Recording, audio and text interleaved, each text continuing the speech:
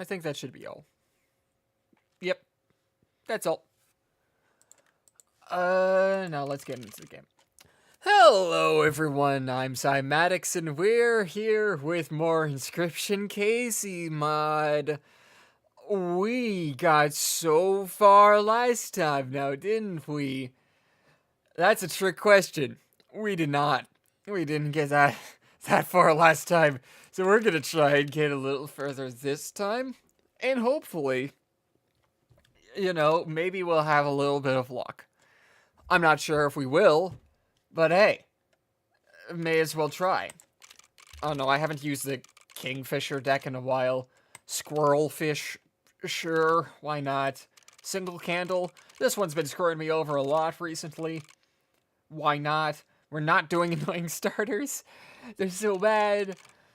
All Totem Battles, probably not.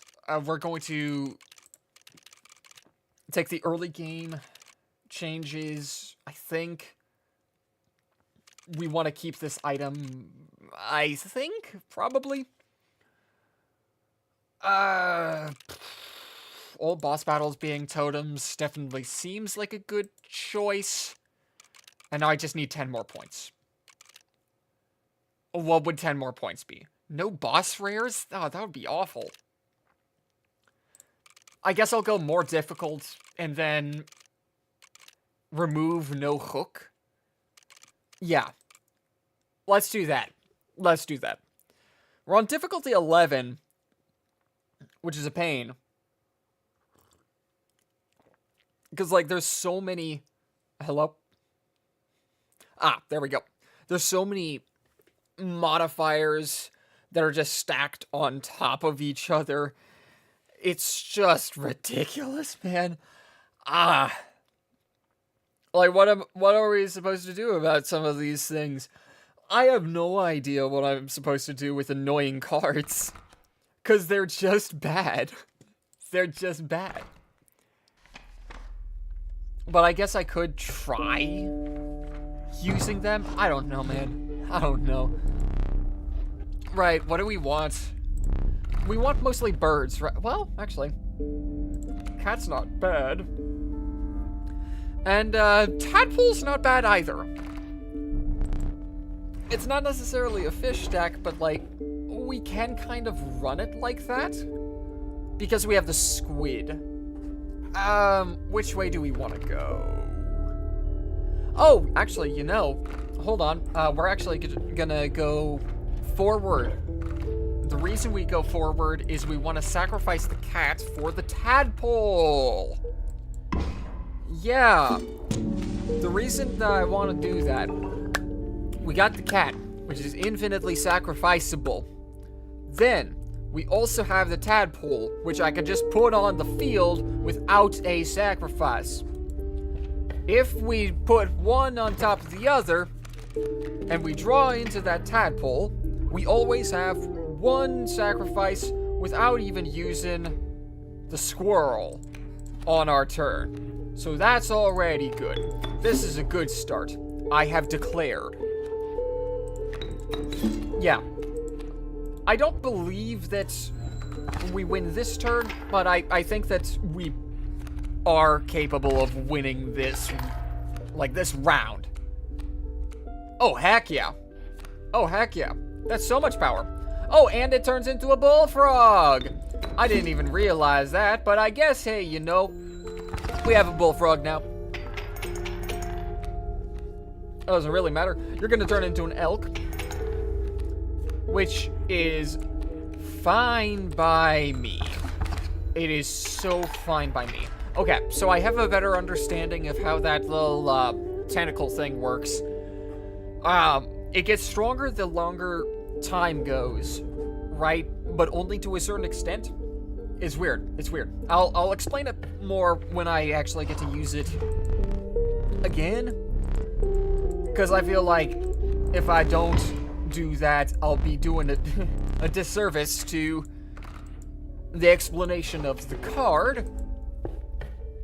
So now we have two sacrificable things, which is interesting. What does this do? card bearing this sigil submerges itself during its opponent's turn. While submerged, opposing creature attacks its owner directly. I will sack the Kingfisher for the Great Kraken. I really don't want to, but I will. I guess now I have a flying squid. I mean, it's fine. I guess I'll take it, but I'd have preferred it if I didn't have to. I guess it gets one of the Kingfishers out of my deck. It doesn't necessarily matter. Ah, right. We now have the issues. We'll summon a beehive over here. And then we'll go Kraken.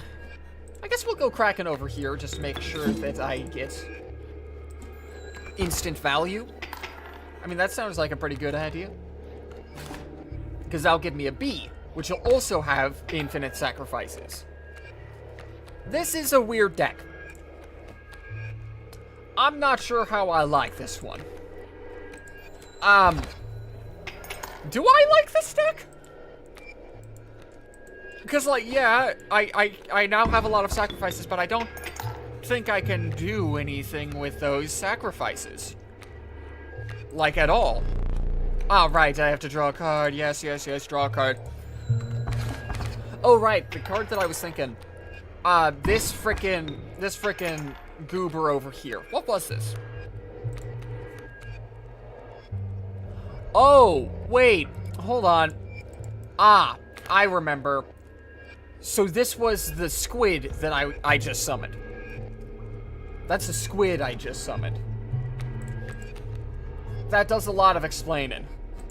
Because if that was the squid that I just summoned, then the extra damage I got on the octopus earlier, the little tentacle thing, was completely random, and I have no idea what gave me the extra firepower. I'm gonna need some actual damage, like, soon. And that's a tadpole, which I can't really use. And that's a sparrow, which I can't really use. I guess I'll take the tadpole. Sure. What do I buff? Do I buff reptiles, or do I... Well, I guess birds are right here. Birds are right there, so I may as well go ahead and try it. Let's go left. Why not? That sounds like a plan. Going on a little bit of adventure. Right, the Kraken. Why not? The Kraken. Aqua Squirrel over here. No Kingfisher. We'll put the Kraken over here. And then I guess we'll toss a tadpole down here and wait for it to turn into a frickin' bullfrog. Why not?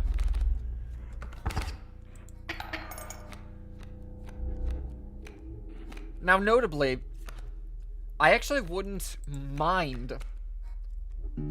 I would not mind having, what was I gonna say? Sacrificing the tadpole and putting it onto something else. I think that could be interesting. But at the current moment, it's not really looking that appealing. What do I do here? Probably nothing. Nah, I'll toss the tadpole down. Get the Kingfisher over here. I know that it ends my little dude with 0 attack, but it was gonna die anyway. Right? Yeah, I guess we also have a beehive. So we'll have plenty of defense going into this next turn. So that's good. And then when this elk kills my beehive, I'll just summon another bee and it'll be fine. I think. Yeah. We have enough attack power. We should win this pretty handily. Get the squirrel, and now we just attack over you.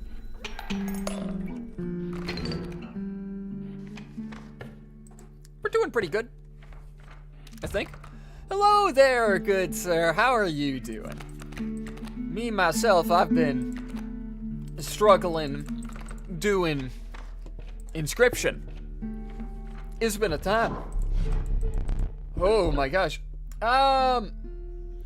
Bones, I don't... While a card bearing the sigil is on the board, opposing creatures also provide... This doesn't do anything for me.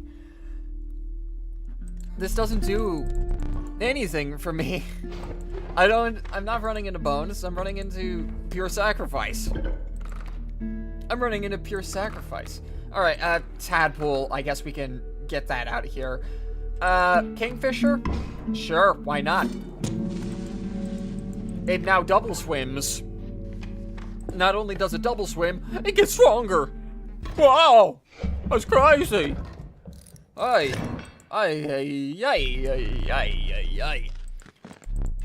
Who are we fighting again? Oh, we're fighting the Trapper. Well, this is a problem because we have pretty much... Oh, you sad son of a gun. Okay, we don't have really any firepower right now, which is a problem. I guess we'll toss a beehive over here. It's fine. We'll toss a Spearow over here, then we'll toss the Kingfisher over here. That'll kill the strange frog. Yeah. Or, no, it won't kill, it won't do anything. Oh my gosh. Okay, cool. Nice. Now we have an immortal tadpole. And both of my guys are gonna get eaten next turn. Game being hard, that seems like the usual for this. Yeah, game's being a little bit of a difficult one. I've just been having a time. Oh, I've been having a time. This difficulty's really been giving me some issues. But hey, you know, eventually I might get past it. I hope. I'm gonna cope and hope that everything is gonna be a-okay. We're gonna put a great Kraken over here. And I guess, why not? We'll put a tadpole over here. Oh, right, you can block air. I forgot that you can block air. That could have been real bad. Oh, I get extra power from card, like, hand size. That's good. God, I love the Trapper's theme. I use it as the theme for my Flesh Golems and my D&D campaign. It fits super well. Yeah, and last I heard from it, it was going really well for you. Oh. Yeah, could have been bad. Last I heard, it was going pretty good for you over there, which I'm real happy for. I'm incredibly happy for. Oh dear. What do I do? Well, I guess we could just take... Well, the flying ant really doesn't even do anything for you.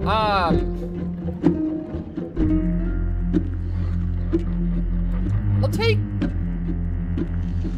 a mantis, wolf cub, an elk fawn. Sure. I mean, there's really no reason for me to play any of it. Oh, hi, Bipolar. Hi, Mr. Polar Bear. I'm doing pretty good. How are you? How are you? Very happy that you can pop on by, because we're going to be in a lot of pain in a little bit. I guess I could take pelt lice. That's something that you can say every day, right? We'll go on to the next one. Oh my gosh. What even is pelt lice? I mean, I know what it is, but like, what classification? Is it a bug? Would that be classified as a bug? I ended up using 2024 version in my game since they're backwards compatible with 2014 rules, which I love. Hey, that's good. That's fair. I can take another tadpole, because why not? Pretty good. Glad to see you stream again. Hey, thank you. Thank you very much. I'm glad things are going super well for you. I'm going this way. I might be having turkey soup. Or, I guess they might be having turkey soup. Don't mind that. I don't really need the Sparrow. I guess I can... no, I should probably get rid of it. I really should get rid of it. I don't need this many sacrifices, dude. I'm gonna... Oh, I guess I get to keep the sparrow. Cool, now it's a very tanky sparrow. That bird really didn't want to go away. We're getting a new totem because, man, the one that I have is awful.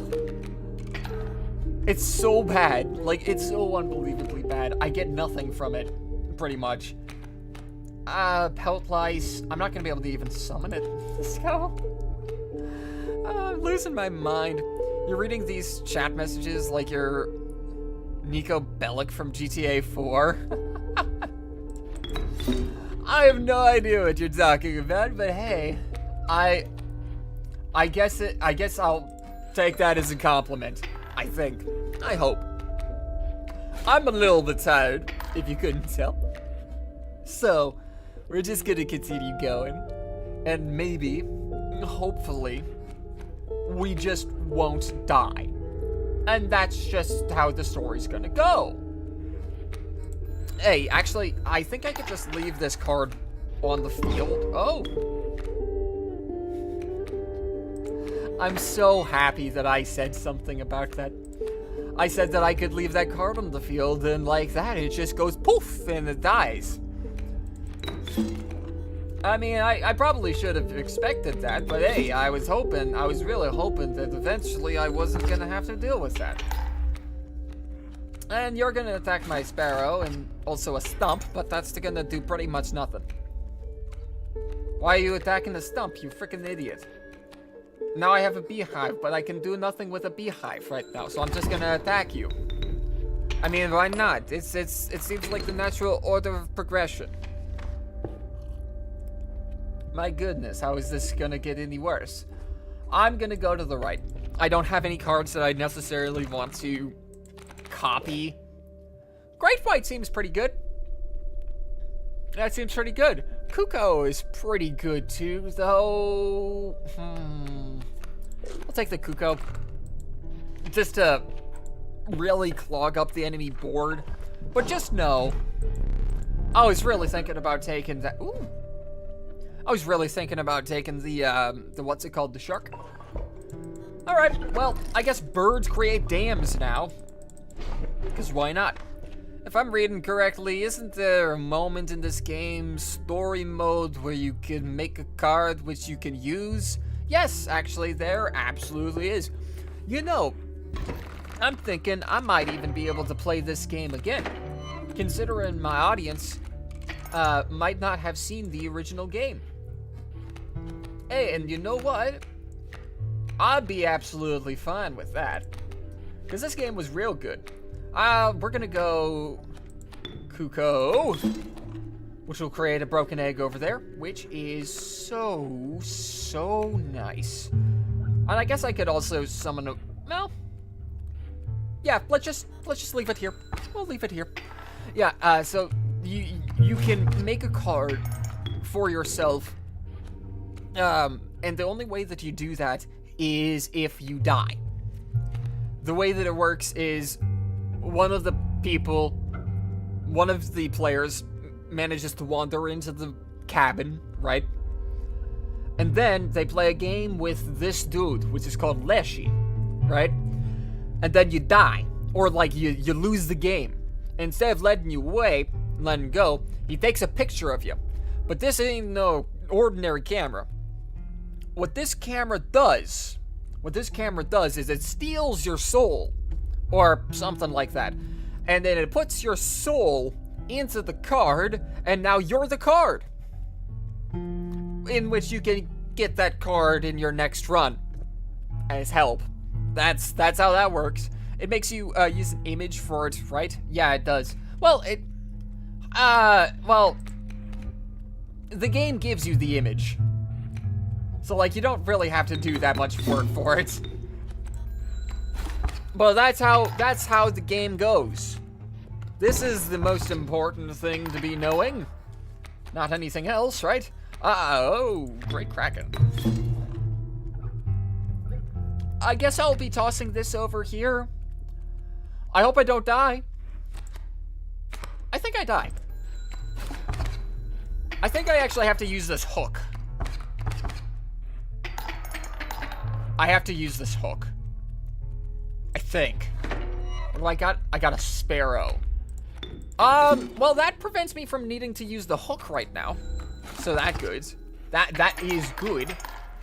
Because the direwolf isn't going to be able to chew through my HP. And we got a kingfisher. Oh, wait, hold on. I win. I win. I win. We did it. We did a good job. And I thought I was going to need to use a real powerful item to get through that combat. Nah, I just needed to believe. And by believe, I mean not use the item immediately when I thought I needed to use it. Wisdom, hearts, and bones. Well, certainly not bones. And, I mean, I would... That's just HP, right? HP, I'm not really that... Huh. Are you sure you're not drunk or something? No offense, but you kind of sound like that. So, no, I'm not drunk. I'm absolutely not. I'm just sounding like it. I'm just sounding like it. If you do not like that tone, then I can stop, I guess. But at the moment, this is currently what's going on. Wow, that's a whole lot of nothing. Wow. I mean, beehive, sure, but that's just more sacrifices. That's just more sacrifices. And also, no offense taken. No offense taken at all. This is also just how my brain is working at the current moment. Like, not like inebriated or anything like that. Just like this sort of slurred mess of thoughts that currently is happening. So that's kind of weird. We're also just gonna remove the pelt lice. We're gonna remove the pelt lice. I'm curious if I can summon the pelt lice off of pelts. Is that why it's called pelt lice? Is that a thing? I don't know. But hey, that's fine. We're going to toss Tadpole over here. Hot take, drunk people are not fun to be around. I don't understand why so many people enjoy hanging out with drunk people. My parents are unbearable when drunk. Hey, that's fair. That's fair. Not a lot of people take that situation with grace. Let's just say. It's not exactly the kind of person that you always want to be around. And I'm not even saying that you really want to be around them. Also considering the following, I don't intend on getting drunk, like, ever. Or at least that's the thought. I don't see the point. I really don't. Honestly. Magpie. Yes. And I know what I know what inebriated people can do. I've seen it firsthand. It's not good. It really isn't. It's not fun. For anyone. Not even most of the time the person that is under the influence. It sucks. It really does. And I've said that so many times. Alright, we're going to sacrifice the magpie. And we're going to put it onto... We're going to put it onto the Kuko. Yes. Toss it onto the Kuko. And the reason why is because I have a strategy. Not a hot take, bro. No, it's not a hot take at all. It really isn't. Right, accidentally took pack rat. Accidentally took pack rat. Didn't exactly want to take a pack rat, but hey, I have one now. And now it hurts to punch wolves. Great, wonderful, like that. What, no man? I didn't even see the mantis. I'll be honest, I didn't even see the mantis. Oh, I'm sorry. I'm sorry. All right, we're going to test out a theory. We're gonna do this. Hold on. We're going to take... Pelt lice is not going to be that good. What's the point if you can't enjoy yourself in the circumstance without alcohol? I definitely do agree. It is just... I don't personally get it. I don't. Now, hold on. I think I should make... this is how it works. I can get whatever the heck I want to my hand. 3 of it, in fact, and I completely destroy the enemy's board. That's good. This is very good. This is very good.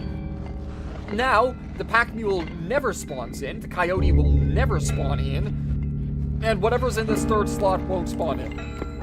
And all I have to do is sit back and wait for this dumb bird to eventually get the kill. I'm pretty sure that the boulder's not going to die. We're fine. We're fine. And we'll have just so many sacrifices going into this last turn that I'm not even that worried about it. Actually, won't the broken eggs stay on board? I think the broken eggs will stay on board. Wait.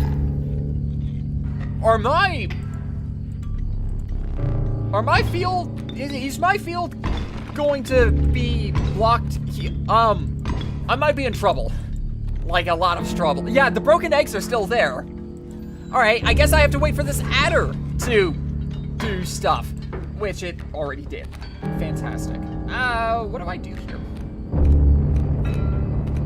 Like, do I have the ability to really do anything? Especially to this adder. Hold on. What do I have?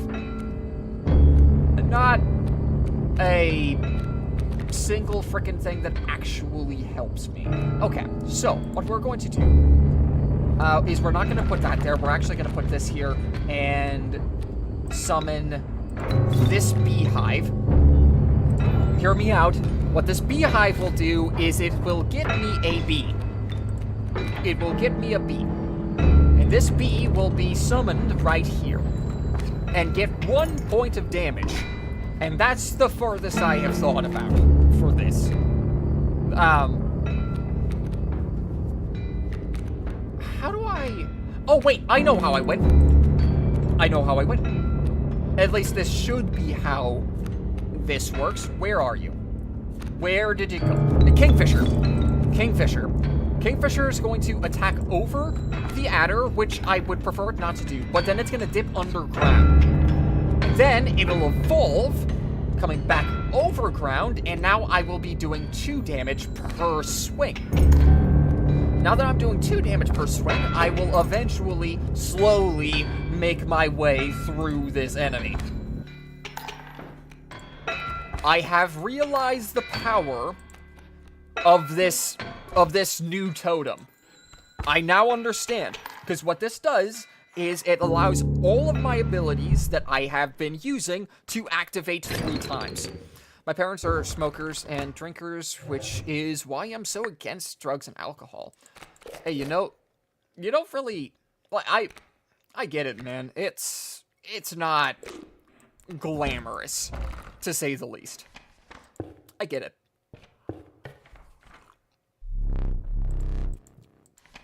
And I don't intend on partaking anytime soon, if ever. It just doesn't appeal to me. I guess we could do damage. Or sacrifice. No. We'll do a kin. Bugs. Is that... Yeah, I thought that was a failure. Alright, that's fine, probably. I don't think I would have succeeded any of them. Your pack is full, like in another pack rat. Gosh, why do I have to be so good at not using items? I just need to be using items to get these things out of my bag. gosh. All right, we'll go to the right. We'll go to the right and then go to the right again so we can get some of these cards out of my deck that I don't need. Oh dear. Oh, goody dear. I guess the way that I do this... Oh, my mom has taught me about the more extreme stuff that she has seen other people take. Like the really bad stuff. Ah, yeah. Actually, just recently, we found out that one of our family members was doing something similar. Which really sucks because, like, we thought that he was doing fine. But, like, I guess that just wasn't the case. Which is really unfortunate. Let's go... Let's take... We'll take something off the top. Beehive. Yeah, you know what? Now I can use a squirrel. Now I can use a squirrel, put this over here. I think that we should be okay here. Yeah. Wait. I'll take... Yeah, I'm fine. Okay.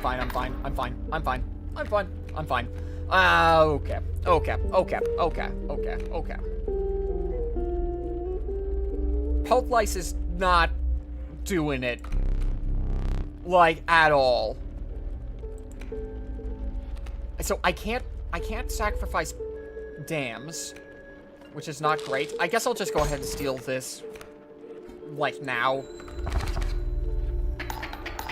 Yeah, I'll steal the coyote. I may as well. It gets the coyote off of their field. Ow. This is really painful. Like, this is really painful. Am I gonna die? I think that I die here. I think I die here. What we're going to do is we're going to take this, and realize that this is a very bad situation. Like a very, very bad one. And we'll toss this over here and pray that I don't die this turn. I died. I have died. What a shame. Okay.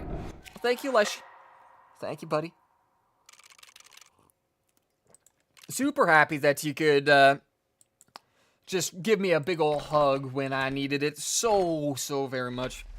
Gosh. This is a game that I absolutely am thinking about playing the campaign mode again for. Maybe for, like, a special or something. That could be fun. Because I really did enjoy it, and, like, this is a game that I do play pretty frequently, at least on stream. Right, what do I guess I should probably take Mantis. I'll take Alpha, because the Alpha is just a generally good card. I don't care about other countries, but there's this thing called Fanta. It's a liquid people are drinking, which is highly addictive. It's literally industrial cleaner. Ah, I have no idea, dude. I've heard about it, but I really don't pay attention. Like, honest to goodness. Bugs or birds? We're gonna go birds. We're gonna go birds. Because this deck is not about the bugs, typically. Unless I'm able to get, like, really lucky and go for, like, a lot of bugs. We'll toss the Mantis on board. We should be good. This Raven Egg is going to be right there, which is not my favorite. And that Wolverine is going to be coming up very soon. I think that we just go ahead and use an item right now. And we get the Kraken on board. I have to get the Kraken on board. Because this Wolverine is going to kill my Mantis, making it even stronger, which is a problem. Hand size? Hand size might actually be something very good here. Oh, wait, I win. I win. I win. If I had overthought this, I would have died. I would have just flat out died. Which way? Which way? Left. Left is good. I like left quite a bit better than I do right. Black goat. We're gonna go ahead and take the black goat. The black goat seems like it's gonna be a very good thing to have for higher sacrifices, possibly. Alpha, I really do like. What do we sack here? What do we sack here? I actually think that we sack the Mantis, and we put it on the Great Kraken, because whatever the Great Kraken brings up, whatever the Kraken brings up, we'll be able to attack twice. I'm not talking about the normal Fanta drink. Fanta's industrial cleaner, which, oh dear. Well, yeah, that's actually, like, honestly, very bad. That is very bad. I didn't know about that. Alright, we'll just toss this right here. Huh. Things are screwed. That's all I'm gonna say about it. There's not much more I can say about it, if I'm being completely honest. Wow. That is awful. That is a terrible, terrible, terrible thing to be copying right now. Ow! Ow. Ow, ow, ow. We're going to toss this over here. We're gonna get the black goat on board. We don't have anything to sacrifice for it, so instead, what we are going to do is we're going to toss a kingfisher on board. And then, we're going to pray that we're actually gonna be able to get this freaking alpha on board, because if the alpha is able to get on board, I'm gonna actually be able to deal a little bit of damage. Okay. It looks like I'm actually able to get this thing on board. Good, good, good, good, good. Alpha goes in between here. This will deal at least a little bit. A little bit. Is this enough? Yes, this is enough. This is enough. This is enough to where I don't just die flat out. Good, good, good, good. Now what? I think I just wait for the Raven to eventually die. Unless I die here. I die here. Oh well. My mom once begged a young woman to not take it when it was offered to her. She was like, you will, yeah, it doesn't take that much either. It really doesn't. Because like, and that situation is very tough. Well, the best way to deal with it is to not get involved in it to start. But sometimes, and I get this, sometimes it's not as possible as you'd like. And that it just sucks, because it just does. We're gonna take the shark, and we're gonna take the, do I take the raven egg? We'll go ahead and take the kingfisher. I don't think, so this deck, when I ran it the first couple of times, I wasn't sure what the gimmick was, and then I just randomly won with it. Like, it just kind of happened. I didn't anticipate winning with it as quickly as I did, but I did, so I'm happy about it. We're going to sack a kingfisher and put that on the Kraken. The Kraken will always now be flying. Those words coming from a person who knows is a real huge flag. Yeah, it is. It is. Like, I'm not really sure what to say about that. It's just, it's nasty stuff. It just be careful out there at this point. Just be careful. I'm not gonna tell you how to live your life, but like, it can be dangerous, and if you're not careful, then really, really bad things can happen. which sucks. It does. But anyway, we got the hand size card, which I'm actually kind of jazzed about, because that means that I just kind of start winning now. Yeah, I just start winning. I'm fine. We win.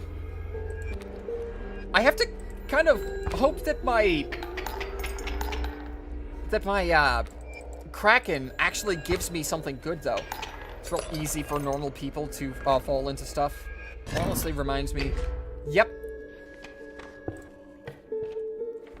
It's really easy. Especially when your brain believes that it is dependent on it. Because for large portions of time, yeah, you very well could be dependent on it. And it's not easy to break.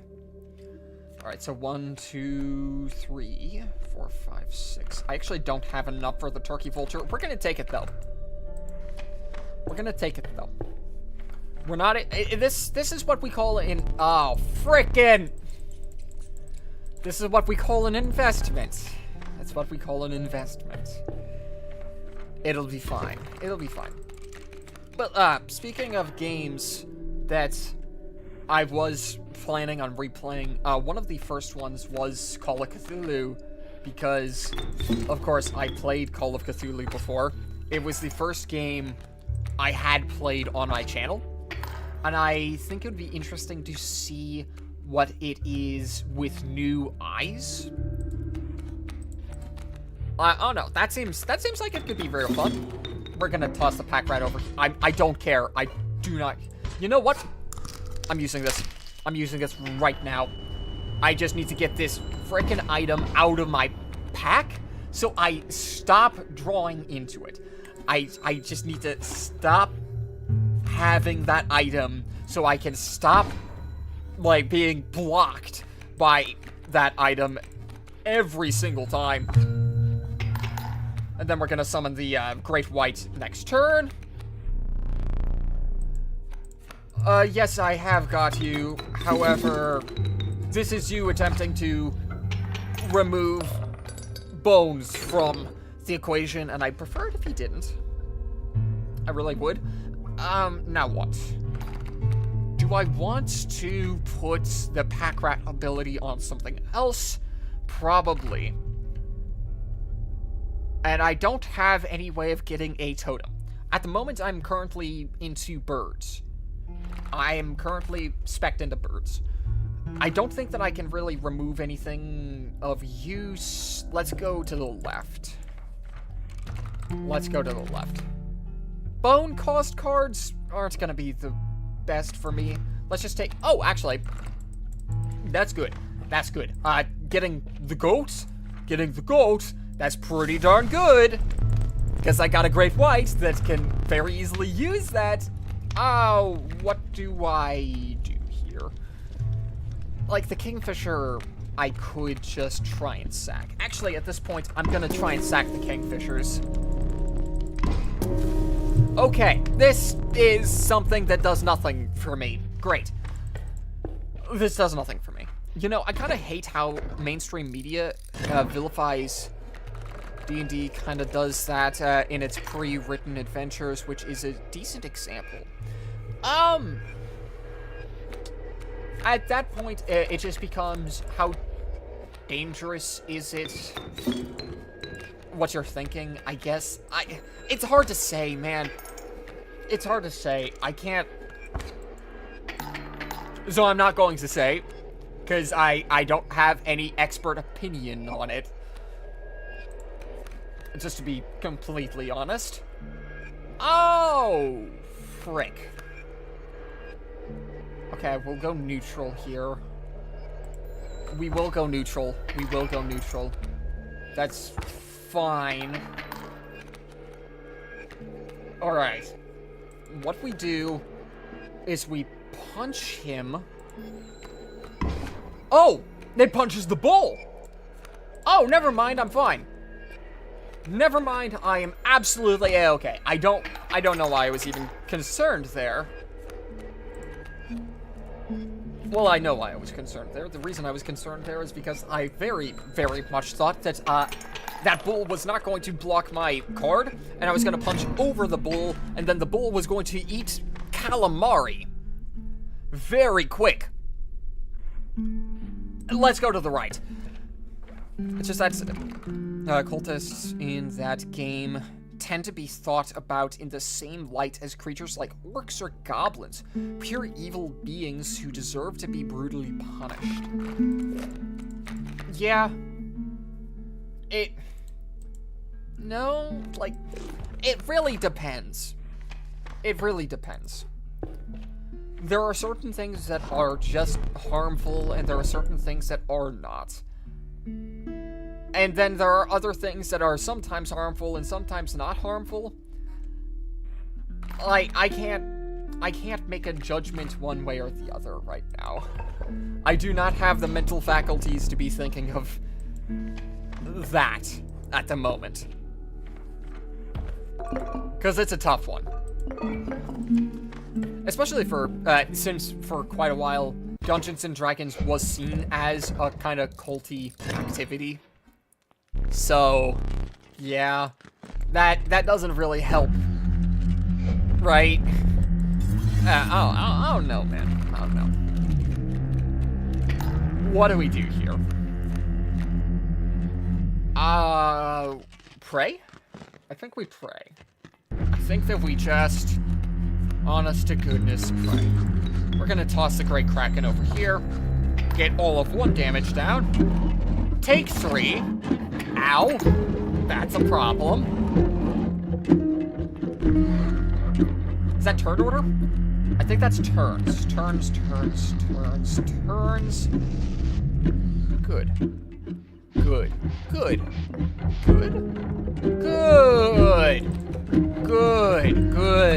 Toss this.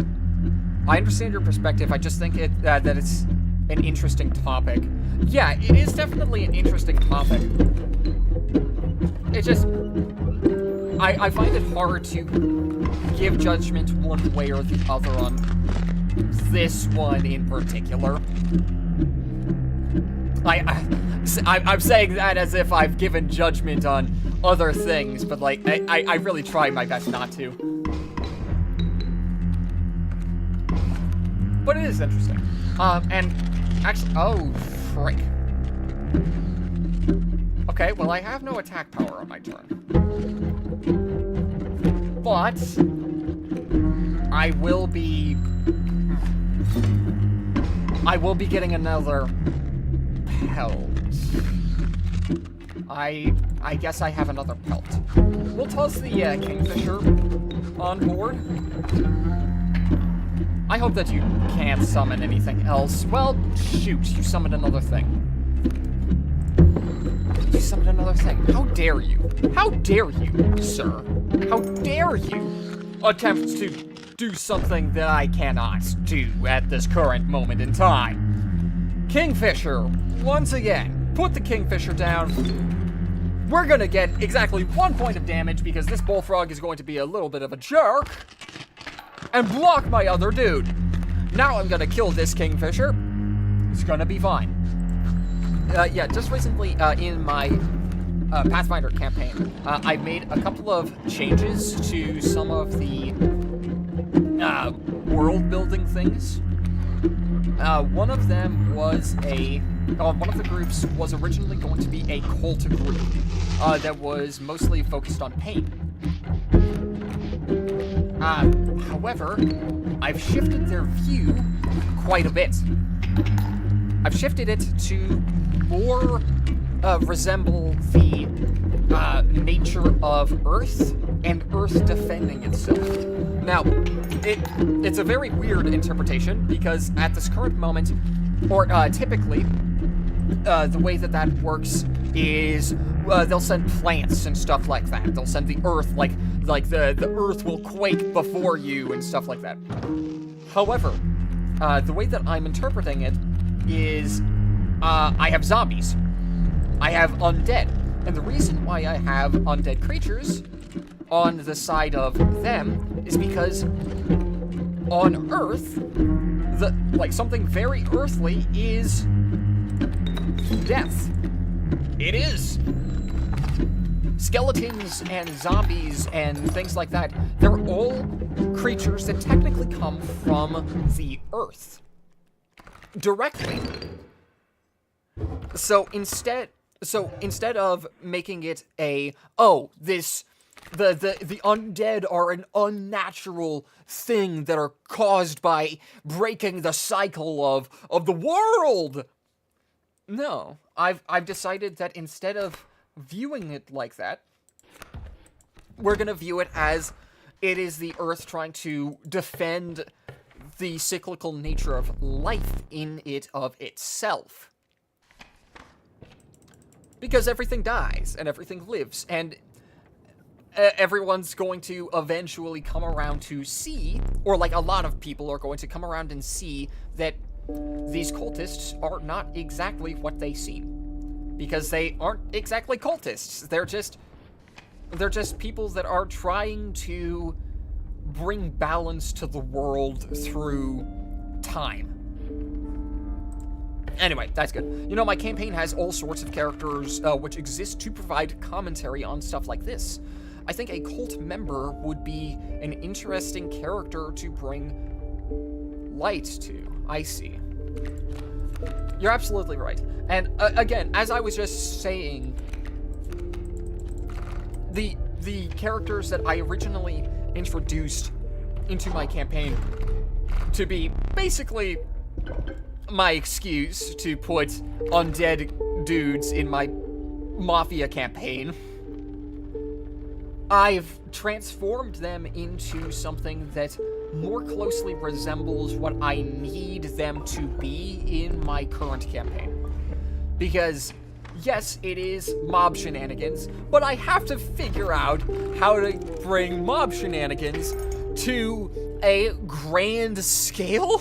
So we're figuring that out, and eventually it's not gonna necessarily be mobs. It's gonna be factions, just flat out. It's not gonna be anything like it'll be similar, but it won't technically be the same thing. Shoot, I'm in danger. I'm gonna take 4 damage.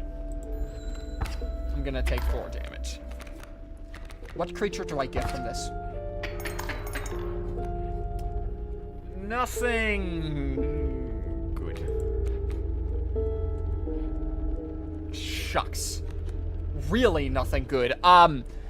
Really bad. Really bad is what this is currently. Do I take this? Yeah. Do I? Yes. I take this. And then take the goat. We'll take the goat, sacrifice this worker ant, and then toss this great white over... I don't know, what are you currently summoning? I guess we'll toss it over here. It doesn't necessarily matter. And this will deal 6 points of damage. Plenty enough to keep me in the game, at least for now, so I can get my bearings later. I'm gonna want to summon this pack rat very soon. Otherwise, I actually might be in quite the sum of trouble with later fights. Yeah, here we go. Not the kingfisher, the pack rat. That's a kingfisher. Okay, so change of plans. We're gonna do this. Okay, a boulder. Of course it's a boulder. It's just a boulder. It's a rock. It's a rock.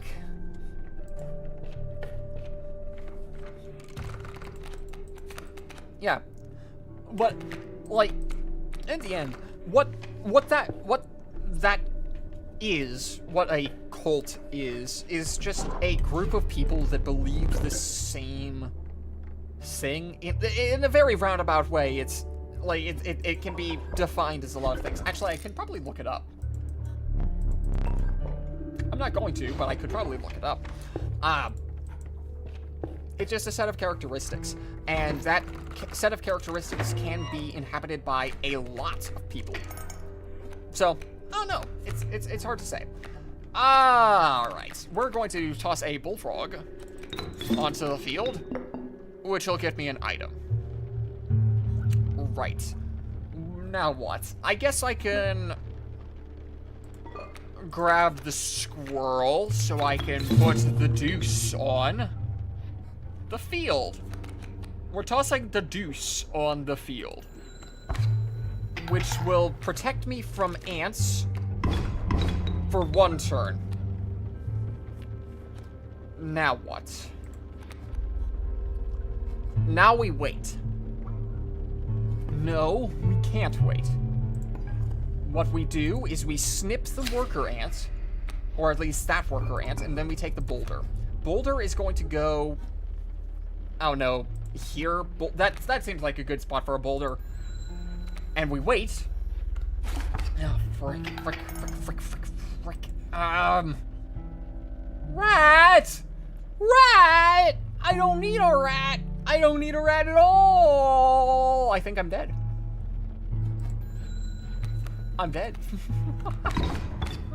I got hit by the ant strategy. You know what? Why am I even trying with this bad deck? Who knows? Maybe this deck is actually really good. But, you know what I could be doing instead? Playing ants. Documents on various criminals are a collectible in my campaign. I tend to leave the morals open-ended or leave it up for my players to think about. Yeah. Morals are especially interesting. And very odd a lot of the time. Especially in character writing. Very frequently, I'll find that I can put my... a good villain or like a good story can very frequently put me on the other side. I'd be like, oh, this is why they're making that decision. Or, oh, I can understand why they're making this bad decision. And I can sort of empathize with it. Right? Right. Let me go ahead and take these. I'm gonna need an actual good totem, to start this session with, but yeah. Like, and stories that are able to make you sort of question, is this the right thing? I don't know. It's very cool. We're going to, okay, I know that the instinct would be to take the ant queen. I'm going to take the field mice, and I'm going to take the magpie. The reason for the field mice is so I can sack them to put them on something more useful. None of this is good. None of that is good. I'll just remove it from the, I'll remove something from the pool so I can get there later. Flying ants. Yeah, we'll just toss a flying ant on board. Why not? I mean, I have the power to. Oh, balls. Okay. This is a problem. That adder is going to come in and wreck my day. It's gonna wreck my day. But that's fine. Because we can still recover from this. We'll toss Ant Queen over here, and then we can get another ant on board next turn. We're fine. We are absolutely fine. Is there any specific thing that I want on my ants to make use of fecundity? I feel like yes, but I don't know.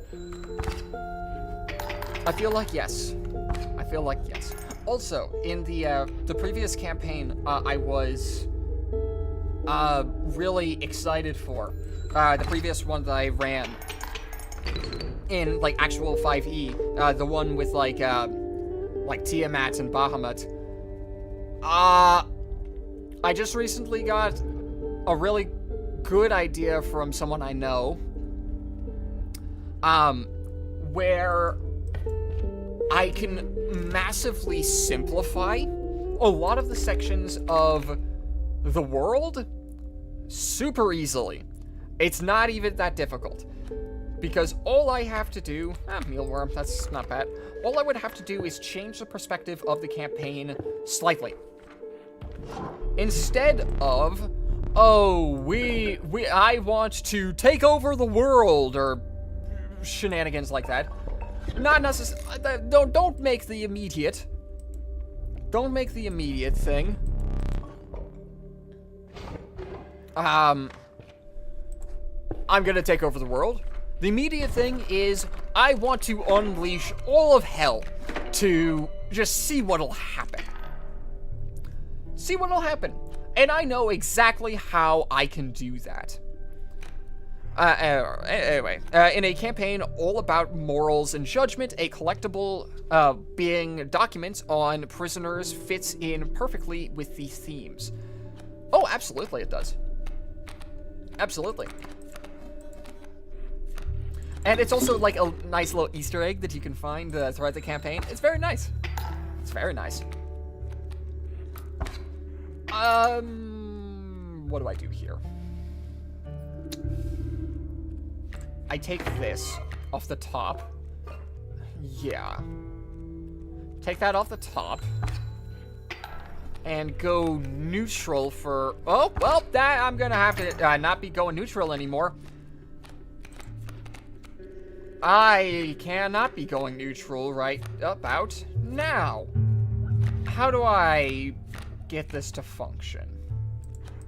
I think that I do something wacky, like summon... Oh, it's not even that wacky. I'm just gonna summon the Ant Queen. This seems like it's a weird idea, but trust me, I know what I'm doing. I'll put the worker ant over here. Worker ant is going to allow me to punch you in the face for none, and then the ant queen is going to deal 2 damage. The reason I needed to do that was so I could get the mealworm to activate, so I could have the bones necessary to actually do something. The players are also rewarded for it, since they can give them to a character who exchanges them for magic items and then saves said people from the antagonist. I see. I see. That's a nice way of rewarding players. Very cool. I like that. I like that very much. Oh, dear.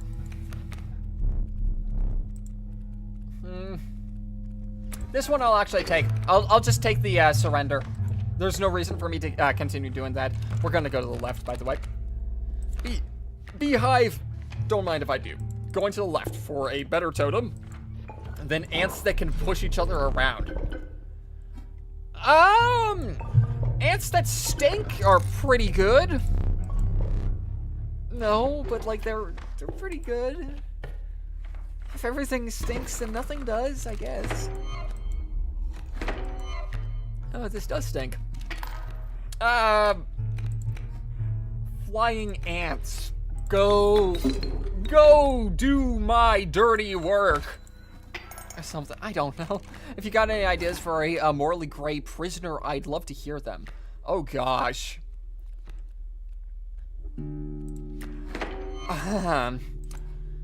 Well, morally gray prisoner? Oh, gracious.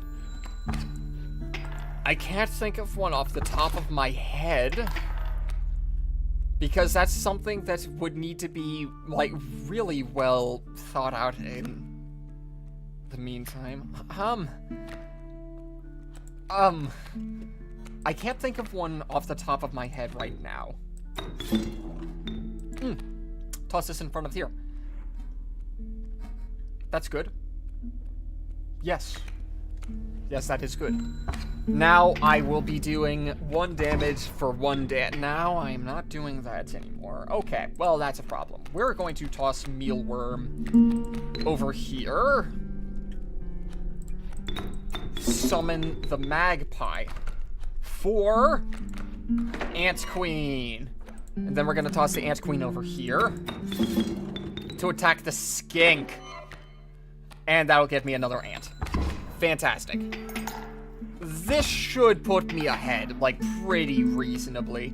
And I already screwed up, but that's fine.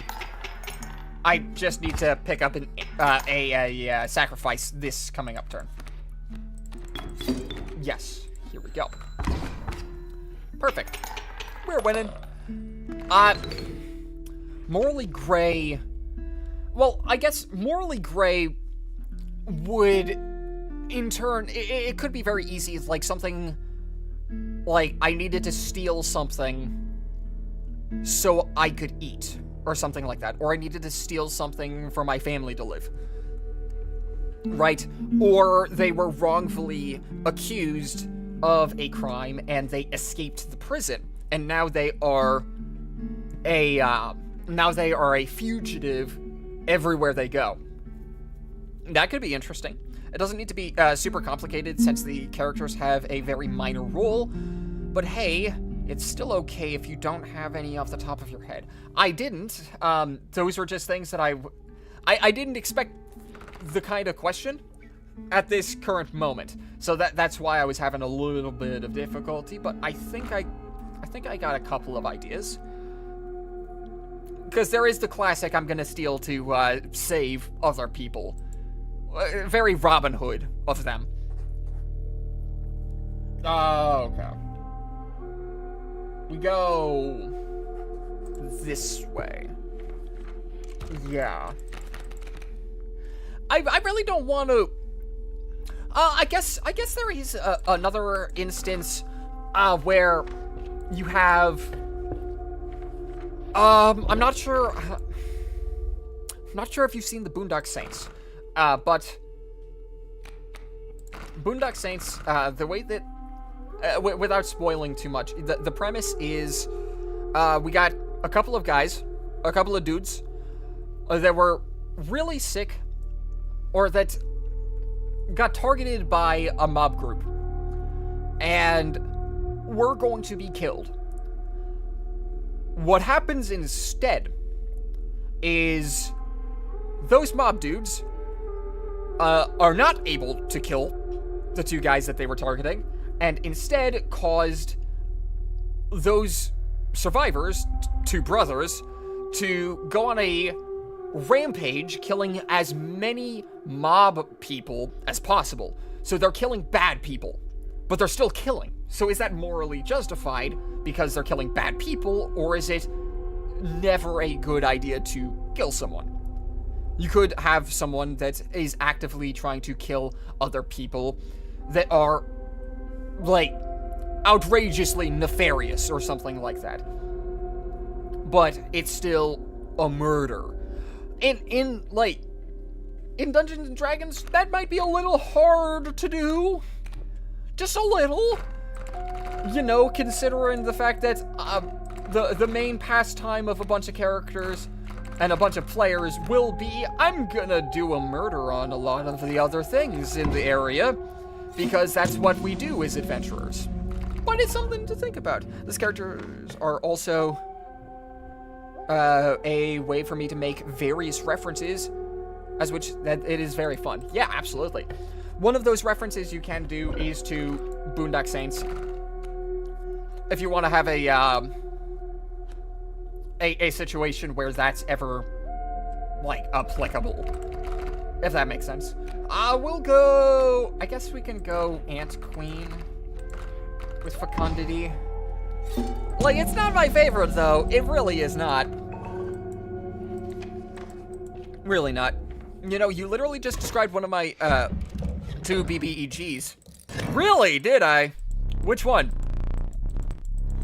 Was it the Boondock Saints? Was it? I mean, it could be. It could also be Mercy Killings. I guess. Gosh, I feel like I'm digging my way even further into a hole by justifying some of these things, but hey, it is the thought experiment, I guess. We'll go ahead and toss Mantis over here. Mantis will lower the attack of whatever's in front of it. And attack.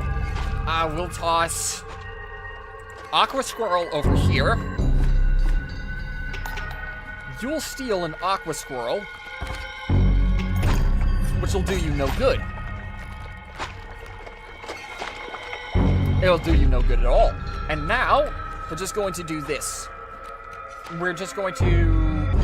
Yeah, we're just going to leave everything the way that it is for now. We'll leave everything the way it is for now. If he's actually able to steal, he'll be able to steal the mantis, but he won't be able to steal it for very long. And this gives me the perfect excuse to go for an achievement that I've been dying to get. I've been dying to get this achievement because it's not even really all that difficult. All I have to do is steal this mantis back. That's it. That's all I had to do. The achievement is to steal back an item that the angler has stolen from you. I had never done this because the way I dealt with the angler is I just wouldn't ever be stolen from. Because why would I ever be stolen from when I can avoid that situation very easily by just tossing squirrels all over the field? It seems like a pretty easy way to get around that situation. Okay, and then we just leave this here. Next turn. Yes, we toss this on board, then we get Mealworm on board, Ant Queen also on board. Now we have 2 more ants in hand. Now we can toss a worker ant over here, and that shall be 9 damage, going straight to your face. Yeah, one of my BBEGs is a guy who does terrible things to evil people exclusively due to his hatred of the evil man who ruined his life. Yeah, that's basically the idea from Boondock Saints. I really love that sort of character because it's really hard to justify one way or the other. And if you haven't seen Boondock Saints, I 1000% recommend it. It is an incredible movie. And also, Willem Dafoe's in it. He plays a detective, and he's freaking amazing. Love that guy. He does such a good job. What do we do here? We just take... No. Card is balls. Thing is, the man who ruined his life was brought to justice. This guy is doing this to cope with his terrible circumstances and give him a reason to continue life. That's a way that you could go about it. Absolutely. That is 1000% a way that you can go about it. It doesn't necessarily have to be a one-to-one copy. Well, absolutely not. But, like, the person... Because, like, there will, at that point, never be a way for them to get justice on the people that they... Or on the people that were wrongly taken from him. Or her. Whatever. Well, whatever. But you can, in a way, attempt to prevent that from happening to other folks. So it's a really, really complicated situation. All right, toss the aqua squirrel down here, toss the squirrel down here, and just go ahead and start to snowball into these effects. Actually,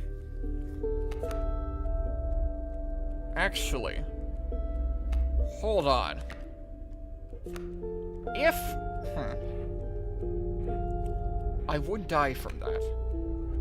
Let's go worker ant eats flying ant, goes over to fight that wolf cub. I will take 4 damage. But that is 4 damage that I can absolutely still recover. I will be taking another 4 damage. But again, that is another 4 damage that I can... Nope, it will be way more than 4. It will be... Well, not way more. It'll just be 1 more than 4. So I wouldn't have survived this turn.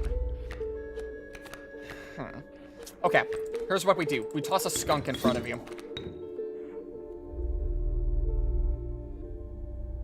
Why did I do that?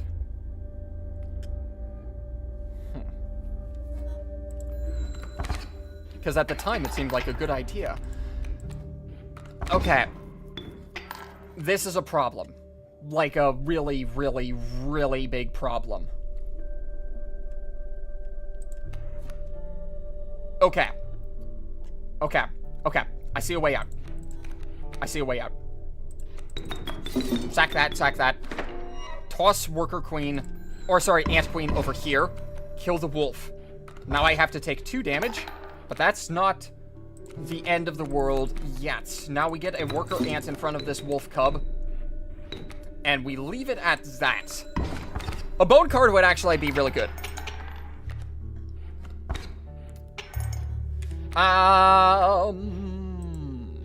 Yeah, we'll just draw off the top. Oh, mealworm. Don't mind if I do, I guess. Yeah, this guy is crazy and definitely feels like a, Willem Dafoe type of role. Yeah. Yeah. Oh my gosh, he does a really good job. I even roleplay him, similar to Willem Dafoe sometimes. Think of Green Goblin from the Raimi Spider-Man trilogy. Yeah. Well, yeah, because he's kind of going crazy, right? Well, that's weird. I forgot that I took the red card. Are you kidding me? Are you kidding me? We completely avoided the kin. Okay, sure, fine, whatever. Wait. One of these flying ants is not like the other. One of these things just doesn't belong. We're removing a sparrow. Yeah. And like, Green Goblin, very interesting and very like on the Willem Dafoe train. And why it's interesting being able, or going after specifically the, I'm gonna do a Willem Dafoe sort of talking pattern when role-playing for this character. The reason it's very interesting is because Green Goblin is crazy. Like, actually just crazy.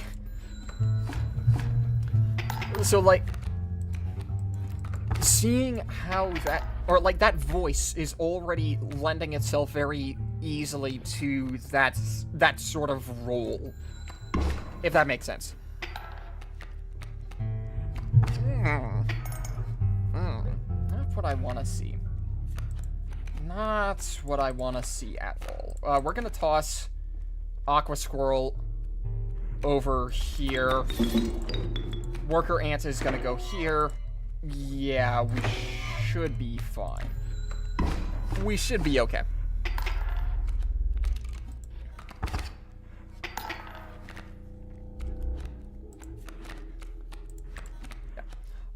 But like, again, those sorts of things, those are the sorts of things that you can very easily start to incorporate into your campaign. And already you have been, because one of the ideas that I came up with, one of the things that I was thinking of, was something that you had already put in your campaign. So, props to you. Good job. Good work.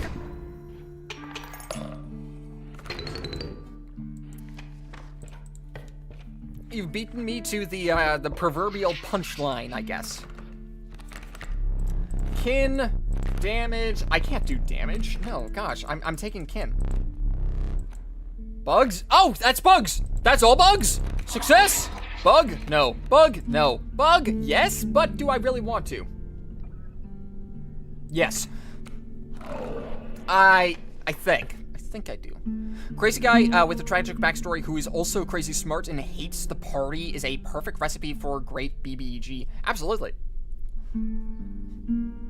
Especially because what that does is it makes the player sympathize with that villainous character. Yes, they're doing evil things, but it is for a good, well, maybe not like a good reason, but like a justifiable reason. Which makes them really sad, but like not in the bad way. We'll go ahead and copy over our flying ant. just so we can make sure that we can get whatever card we want to our hand at whatever time. We want that so badly. Flying ant, yes, double flying ant. I don't think that did you screw it up? Did you screw it up? I can't tell. I can't tell if you did. It didn't look like it. Okay. B, no, yes, B,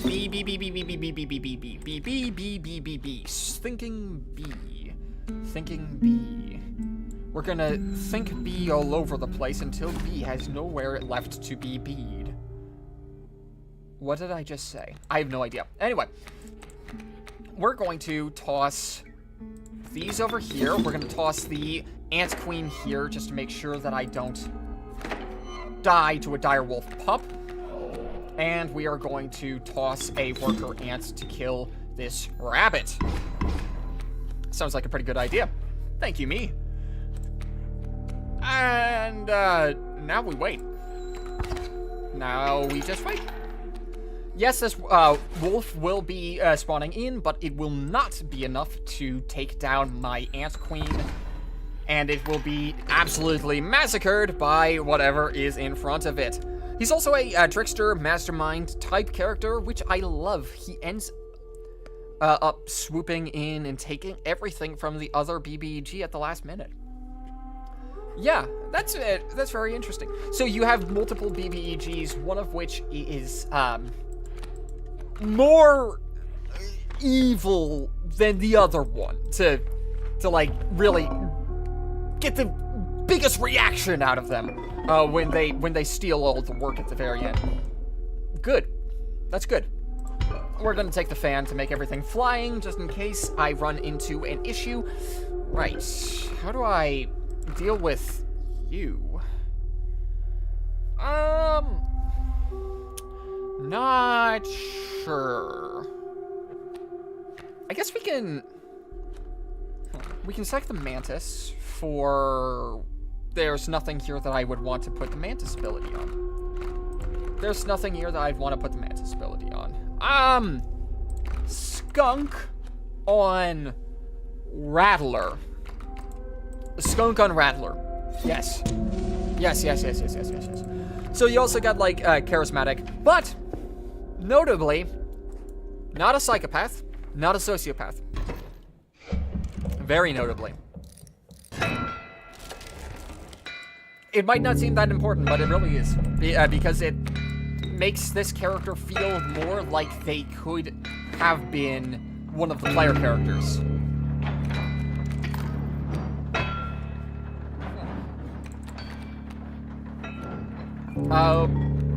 We're just going to put an ant queen on board immediately. Yes. Toss the ant queen on board immediately. It'll get hit at first, but that doesn't necessarily matter. Oh, no, it won't get hit. Uh-oh. That's a problem. That's actually a very big problem.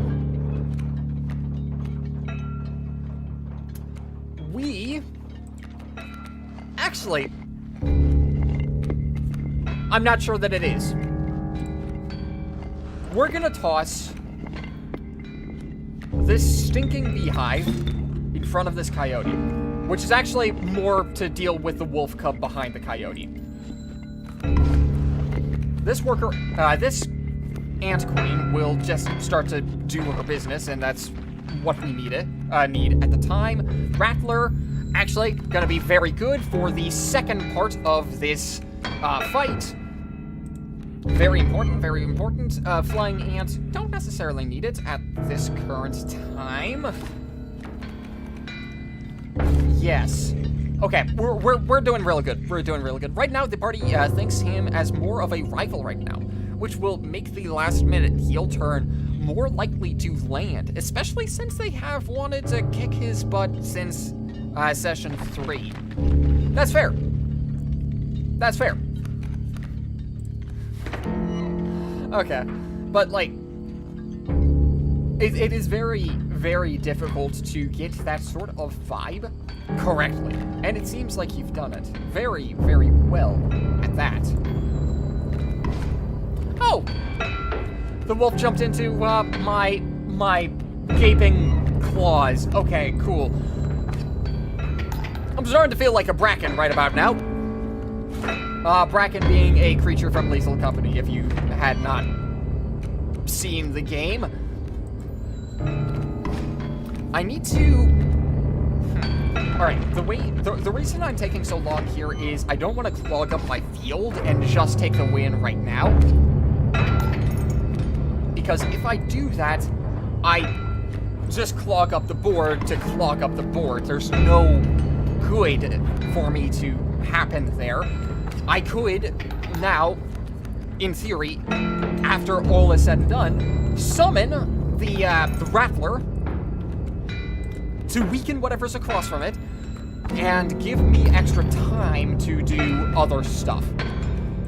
So I have a lot of things on my in my hand right now, so I have pretty much every single material that I could ever want, and I still have an open slot to attack. Gold, gold, yes, you want the gold. Where is the Rattler? Oh, I got you actually pretty early. Alright, we sauce you over there. Bloodhound is not going to be able to do a darn thing. And is there anything else? Oh, shoot! Okay, well, you are screwed, sir. Oh my gosh, you are screwed. You should not have messed with the queen bee. Or, sorry, ant.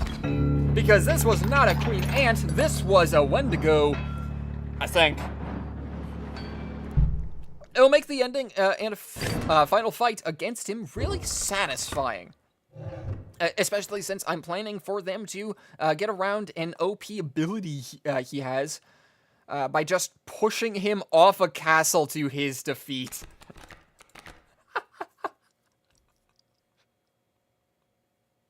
Okay. Not bad. You know, they thought of even crazy ideas that they forgot that they can just push you off the ledge type thing. Yeah. Right. I don't have wings. This is a problem.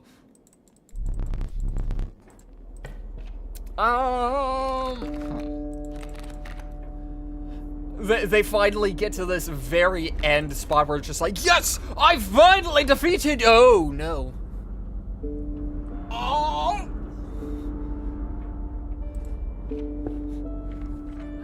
You know, in all of my infinite wisdom, you'd think I'd have cast a spell or something, learned any sort of magic, maybe grabbed a scroll of Featherfall or something like that.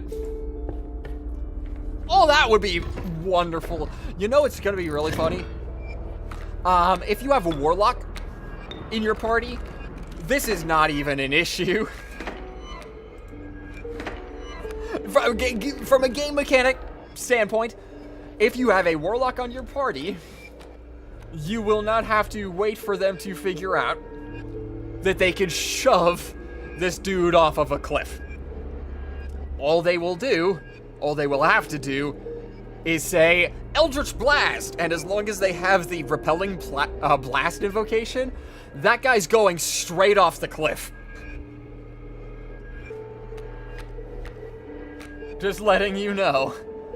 But I also, for whatever reason, I doubt that you have someone like that. Gamer Rage intensifies, and yes, we have a warlock. Uh-oh. Do they have repelling blast? Because that would be really, really anticlimactic. Flying ant will go here. Oh, well, one of these things is not like the other.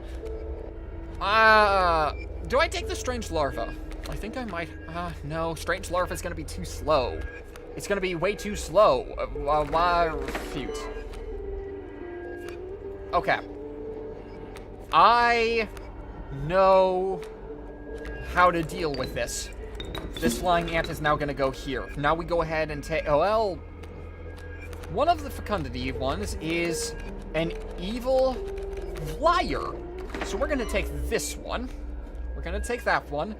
And we're just going to end the turn here. I think we just win with this. I think we win with this because they don't have any way of actually doing anything to me. Probably. I think. I did it. I did it. I did it. I did it. Now, this was explicitly a, elite fight, right? Yes, that was explicitly an elite fight. Now, I am going to the right. Yeah. Up, kid. Please be bugs. Bug? Bug! Bug! Good! Bug? No. Bug? No. That's not a bug either. But it is a really, really funny card. We're gonna take the Warren. It makes sense, though, with how smart he is and the crazy plans he can pull off. He's still young and not wise enough to account for every, to account for even the simple things. Yeah, that's true. There's a decent bit of character building, too. Because they were able to plan for everything. Yes, I managed to get this, like, all in the bag. I managed to do everything that I needed. But this one little detail, I just forgot to think about this one detail. And, now I'm dead. And I will be haunting you guys as a revenant for the rest of your forsaken lives. Which is another thing you could technically do if the villain dies in a bad enough way. You can turn whatever villain you want into a revenant. Really cool character idea. We'll toss you over here. You'll only deal 2 damage. You will be dealing 2 damage as well. I am not going to live with this. I am just flat out not going to live with this. So what I should do is I should play a card. Or, sorry, play an item. And it should preferably not be the squirrel.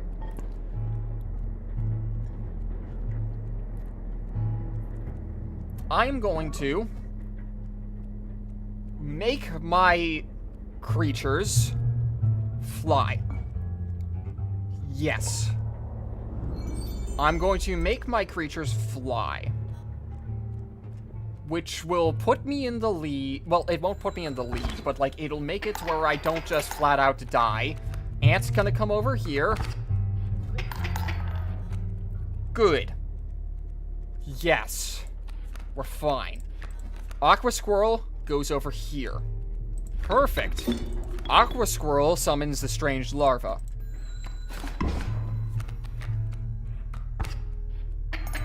I thought I died right there. I will be completely 1000% honest with you. I thought I was dead. And... okay. Well, I won't die. Which is the good thing. I won't die. But that will be a thing that I have to deal with. Mothman! Hi, Mothman. How are you, buddy? You can fly? Thank you so much for having the ability to fly and absolutely just kick butt. That is such an amazing thing for you to be doing at this exact moment. Right now, I can think of nothing that would be better suited to have my back than the one and only Mothman. Good. We did it. We did it. We did it so good. I'm thinking that in a future campaign, if he reappears, that would be advice he would give to other parties so they could defeat their BBEG. Well, yeah, because I feel like this is a sort of character that would absolutely be like Shoot, they beat me. What does that mean? Does that mean I was wrong? Does that mean... What does that mean? And, like, I doubt that the BBEG is gonna be like, oh, the party is evil! I'm willing to bet you that the BBEG is more along the lines of... Well, they aren't evil. They're just doing what they need to do, or what they feel like they need to do in this situation. So, putting them in that situation, I think that's a really good and cool idea. I'm going this way. I don't really actually think that I need anything from this way. Card slice. We're gonna take a card slice. And you can kill anything with just a touch. Not good. Well, we got the Warren. We got the Warren, which will grab me a flying ant. Flying ant will go on the board right here, which will sauce me a mealworm. And then we are going to toss a rabbit over here, saucing me an ant queen. We are then going to summon the mealworm and summon the flying ant, which will then grab me. It will grab me a... Well, I think that this is a mantis. I'm pretty sure this is a mantis, but I could be very wrong. It will be a mantis, and I will deal exactly 6 points of damage, which is what I need to kill murder you. Especially since he is still an ally to good, even if he arguably isn't. So he absolutely would give that kind of advice to upcoming heroes. Absolutely. It's just that his method wasn't the way that would bring him success. That's it. That's it. And that's something truly interesting. I love that. I love that sort of stuff. It's really cool. We're going to sack a mealworm. We're gonna sack a mealworm. No, sorry, beehive.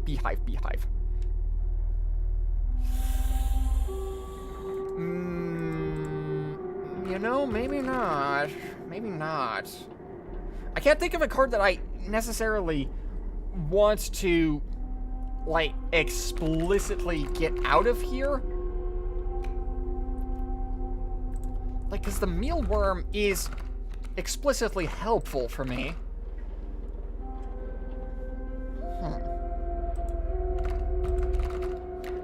I guess we can do this. We'll do this. I know that the mantis just assisted me in destroying the ever-living dreams out of whatever enemy I just dealt with. But if I am able to get the Mothman on board, it would be so helpful. I actually am just going to stay with the stink bugs, because the stink bugs are actually oddly powerful now that I'm thinking about it. Or like now that I'm using it. Your reptiles are now stinky as well. So, it would seem we are at a standstill. Your stink is as good as mine. We'll be tossing you in front of you, and we will be taking a squirrel, be tossing you in front of you. Oh my gosh, nothing can attack because everything smells too bad. Well, sorry. One thing can attack, but nothing else can. Frick. Another ant queen? That's not very productive. Okay. Getting very close to death.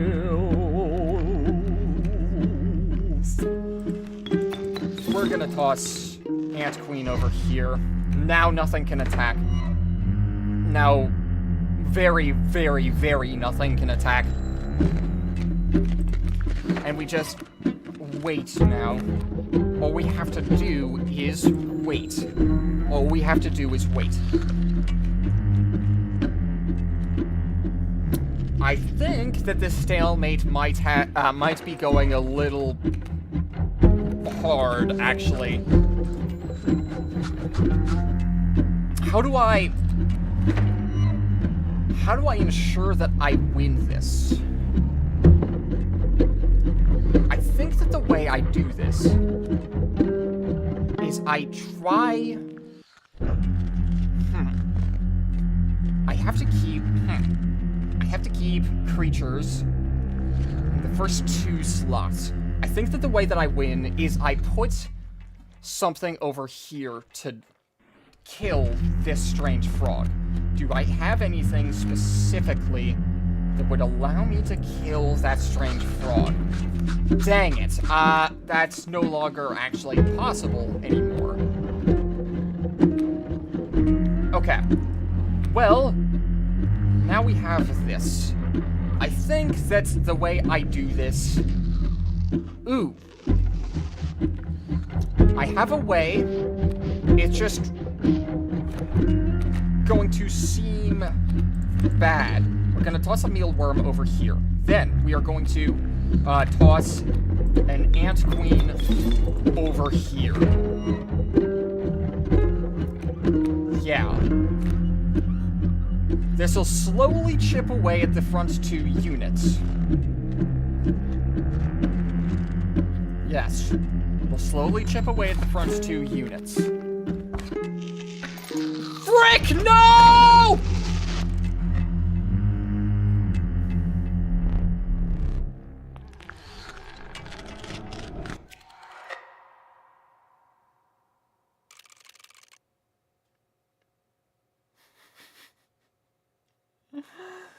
No.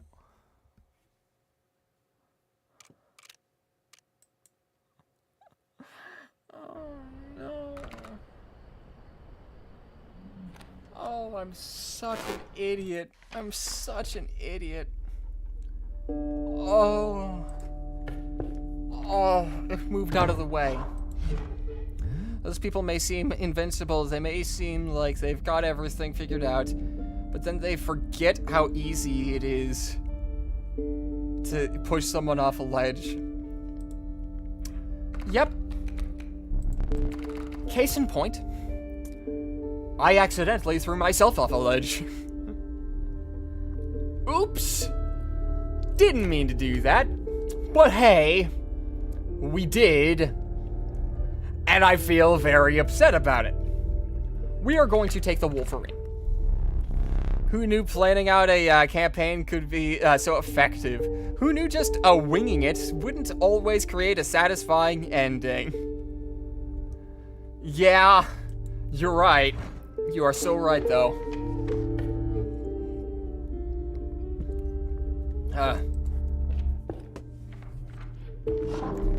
Oh, dear.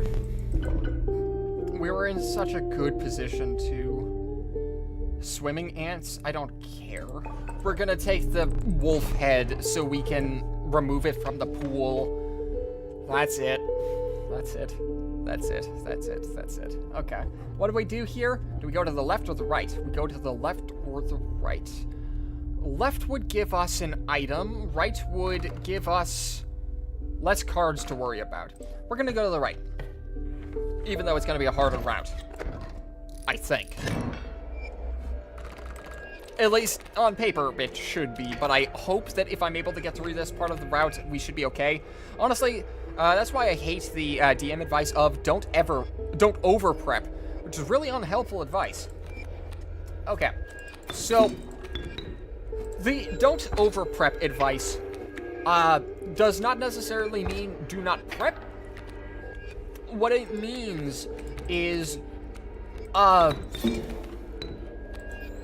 No, it's really bizarre to explain because I also don't really like the don't over prep advice because it doesn't tell you anything. Like, it doesn't do anything besides say, oh, you could just wing it. Not always. Not always. Definitely not always. I think that the way that it's supposed to be is don't assume that a certain event will happen. Because if your plans are predicated on a certain event to happen directly, then what happens when that event doesn't happen? Then all of that prep time goes out the window, and you're just not able to use it anymore. But, like, you don't just not want to prep, because, like, not prepping is painful. It's very painful. I've done it. It's so bad. It's so bad. Alright, but you know what you did in the previous run is the perfect example of don't interrupt your opponent when they're making a mistake. Yep. Yep. That's what I was thinking. I was just like, well, shoot. Just proved that point real good. Just proved it real good. Yeah, so what pretty much happened was I put myself in a no-win position on accident. I didn't realize it until it was far too late. And all my opponent had to do was have the sigil stink frogs. All they needed was stink frogs, and then I was gonna be backed into a corner eventually. And I just made it super easy for them to do that, because I didn't want to lose too many of my cards. Oh well. I guess I'll go flying ant over here. And then I guess I could sack this flying ant. Yes, we'll go ahead and sack this flying ant. Toss it over here. Dire Wolf is going to get eaten, which will increase my ant's overall fighting capabilities. Now, we will toss another worker ant onto the field. This will deal 3 points of damage. That is good. This wolf cub is no match for the precarious situation that it is just about to get into, as it will be absolutely destroyed by this ant queen. Now, what is it planning on doing now? Probably nothing, but if all is said and done, it won't be able to do a darn thing. The only thing that it can pray to do is not be a help to me, his greatest nightmare. Gosh, I really want to beat this tier. I really want to beat this tier, because I wasn't able to do it last stream.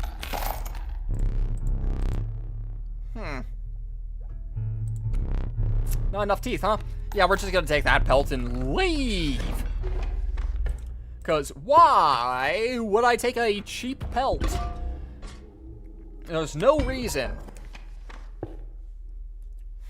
There's no reason. Why would I do it, ever? Honestly, I feel like I couldn't do a long-running campaign since I just couldn't plan that far ahead and wait years for stuff I've planned to come to fruition. That's fair. That is very fair. What I did was a little weird. So I feel like I probably don't prep enough. Which isn't great, but the way that I do it, the way that I'm able to live with it, or at least the way I was able to live with it for quite a while, was I would prep what I needed to. Not necessarily, like, super far ahead, but I would prep what I needed to with some information of how will this affect the overall world and how will this take my campaign. And then after the session, Did I like how that felt? Yes or no? If I liked how it felt, we will continue going in that direction. If I do not, then we might be able to find a different direction, or we might have to find a new direction to go in. And it's been really difficult for me, because in my most recent session for Pathfinder, I did something very odd. I changed the scope of the campaign real quick. Like, real quick. It went from, as I was saying earlier, typical mob shenanigans. And by typical mob shenanigans, I don't necessarily mean, like, mob shenanigans. I'm more using it as a statement, as, like, factions and stuff like that. But, like, it was the easiest word to put to it at the time. We were doing some typical faction stuff that was, like, pretty easy to deal with, pretty on the low end. And then I introduced, like, a uber-powerful creature that doesn't know what the heck it's doing on this world, because it was made yesterday. So that's where that went. And honestly, I don't know how I feel about it yet. How I feel about it is, I need to see where it goes. But I have plans to see where things go with this. So it's not like I'm completely, out on my own with this idea. I know where I want to go with it if this does work, but if it does not work, I won't be, too upset, I guess. Alright, that's why I give mad respect to my friend who's running a long-term campaign, which I'm playing in. Hey, that is really hard to do, though. Really hard to do. I have experience with it, as you've heard, but, yeah. Good job to them, man. Good job to them. Because it is a difficult thing to do, especially to do it properly.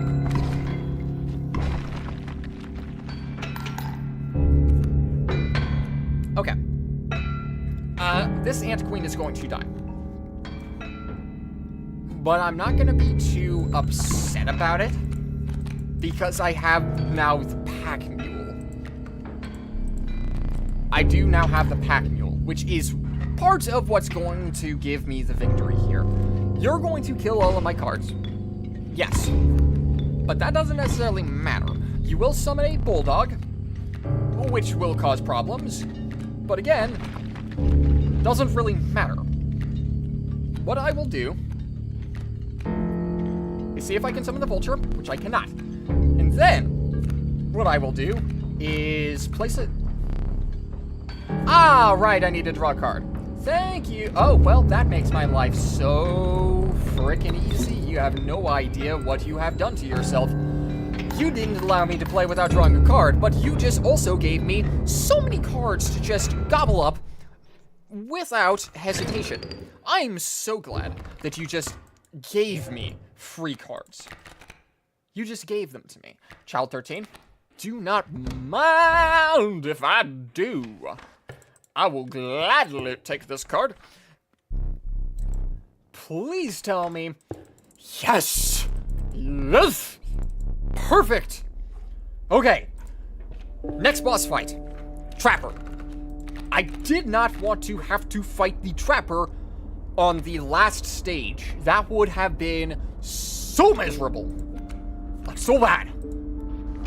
Because that's what happened to me last time. And I died to, I believe it was boss 3. Gosh, I'm getting another pack rat. I don't need another pack rat. Guess who's probably going to be exterminating a card as soon as possible. I hope I'm able to. Let's go this way. Yeah. Go this way. Damage you for 2. Then I will draw a card and do nothing, killing the Raven. Then Raven Egg is going to spawn. Then I'm going to draw a card and do nothing. And then Raven is going to spawn. And then I'm going to draw a card and do nothing. I think you can see a pattern. Oh, and then that guy is going to go. I'm then going to draw a card and do nothing. Why would I do something when I have a very clear win condition by just doing nothing? As long as I don't screw it up, I'm fine. Oh gosh, but I get... I go this way! I guess I'm gonna be putting another card in my deck, even though I would really want to not do that. Okay. It's fine, it's fine, it's fine, it's fine. Is it fine? Is it really fine? Is it okay that I'm doing this thing that I'm currently not wanting to be doing? Yes, I'm going to be taking a mealworm. I'm going to make my deck a little bit less consistent because I don't have any necessary ways of actually getting cards to my hand, like the deck that I just had, where I could toss pretty much any card that I wanted into my hand for whatever shenanigans that I wanted. But now I'm going to be putting more cards into my deck, making it less consistent and being just overall a massive problem. Ooh, but that's a good sigil. Don't mind if I do. Things like foreshadowing is really hard, since it will happen so long ago that it will be hard to follow that. Follow what it was implying. Yes. Oh my gosh. Oh my gosh. At that point, it becomes just so much easier, at that point, to just write a book. Oh, it's so hard to do that. So hard. Okay, just toss an ant over here. I don't believe I die yet. I think I'm okay.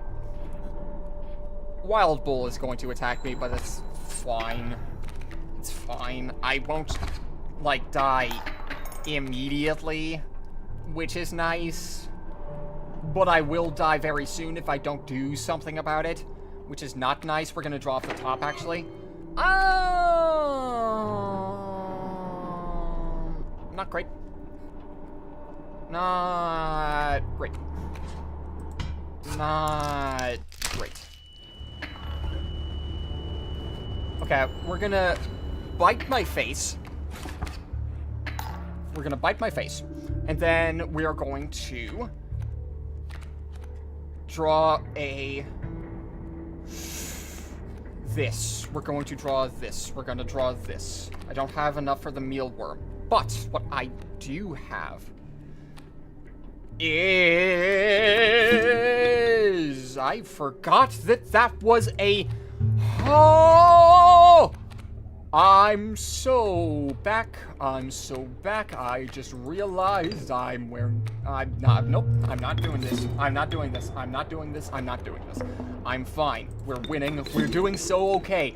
Okay, my gimmick actually works. My gimmick works. I forgot. I actually have a totem now that allows me to do a single gosh darn thing instead of being absolutely pointless.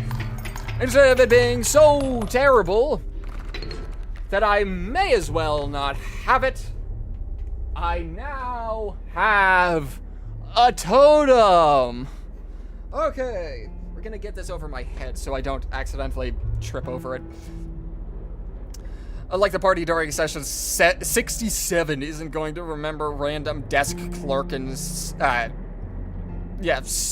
1 who turned out to be the Tiamat all along, implied through their eyes glowing for a second. Yep. You know what's really funny, though? With my luck, my players would just shoot them. No shade to them. But I am almost guaranteeing that my players would just flat out and mercilessly just destroy that clerk. Because that clerk's eyes just glowed. I'm always certain of it. Alright, we're going to actually take that back. We're going to sack a pack rat for flying ant. I get an item. I'll get an item. I'm gonna get an item from this. I really do feel like that's gonna be a larger, like, thing for me.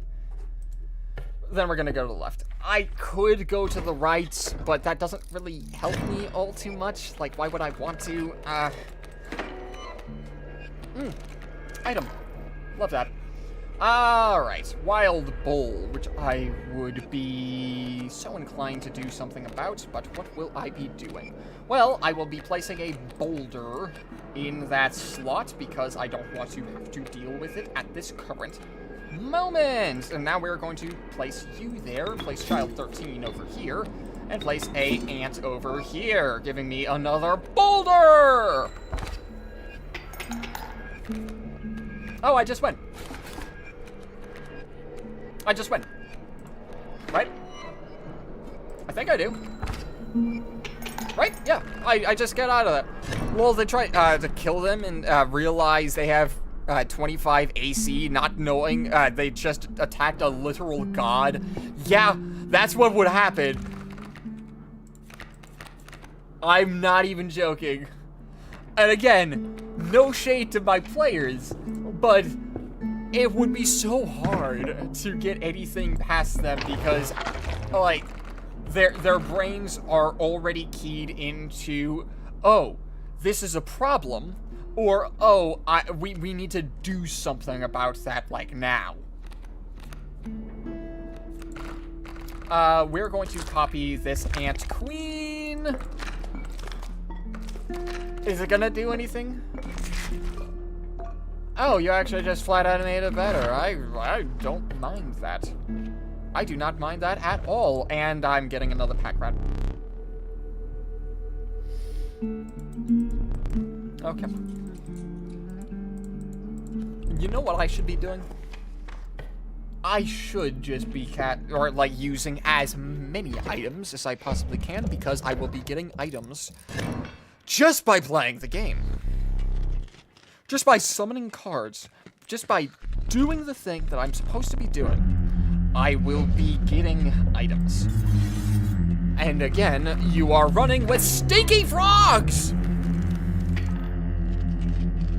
Tries to cast a spell on them. It doesn't sense Tiamat is immune to spells of 6th level or lower. Yeah. That would be really hard to explain to the party, just like, nothing happens. I'm sorry, what? Nothing happens. What do you mean? Was it, like, countered? No. Nothing happens.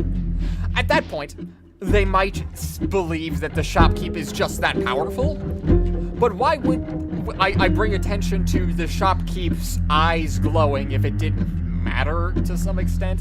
Like, it is just the worst position for me to be in. We're going to thievery this strange frog, and then toss a bullfrog down here. You will be damaged for 2. Good. Since now you are damaged for 2, I'm now less in immediate danger than I was in the first run. And we're going to toss a rock over here. Yeah. That sounds like a good plan. Toss a rock in front of it. I'm such a genius. And now we just wait for... Oh, balls. Oh, sweet balls a rub. What am I doing? What am I doing? What am I doing? Huh? I need to get something done, like, immediately. Hold on. Raccoon, over here. Raccoon, over there. If I put Raccoon over there, that opens up a completely free slot. And then you'll attempt to attack this. That doesn't necessarily matter. That doesn't matter at all. It doesn't matter at all. Ant Queen! On board! Get here immediately. I need you, like, now. Like, yesterday I needed you. Okay, I guess I'm gonna be getting a pelt off of that elk, which I was not anticipating, but hey, you know what? Fair is fair. Love and war.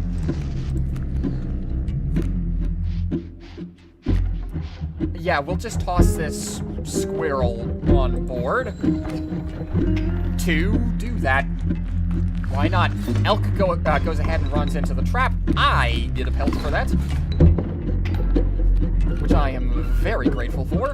And I will have another spot completely open for the attacking. Good. We can now actually play. We can now actually play the darned game. Now what? We just leave this here. We don't do anything. We don't do anything. We don't have to. There's no need. Especially since we already have pretty much everything that we need to win this next phase as well.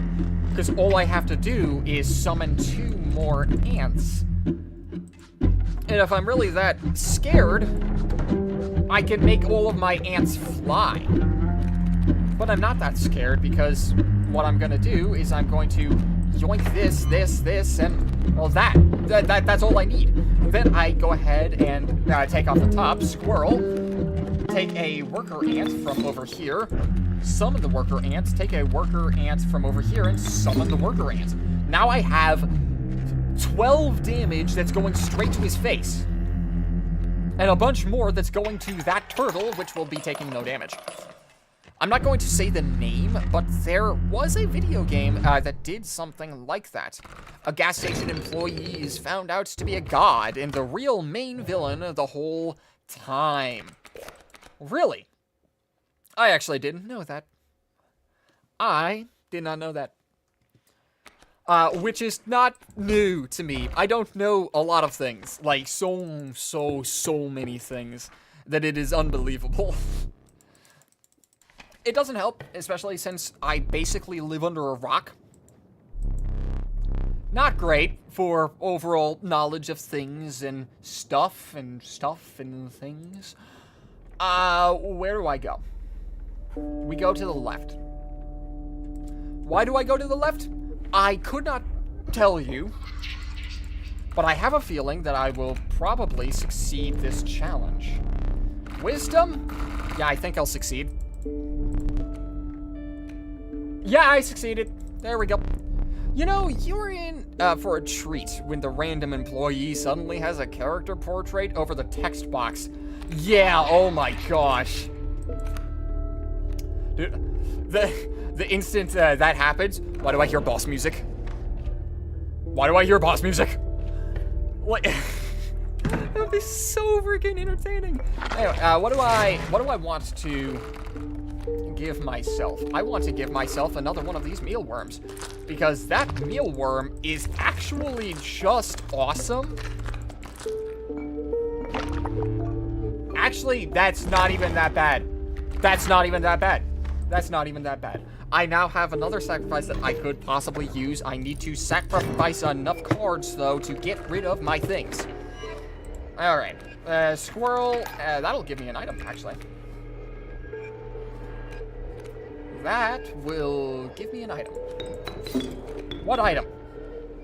Flight. That's not useful in the slightest. Okay. So what I'll do is nothing.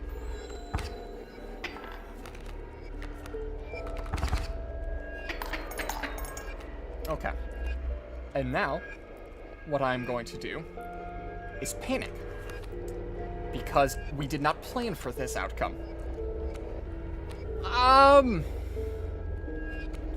Okay. Here's what we'll do. Toss Gek over there and then realize I'm still going to eat. Shoot. I died.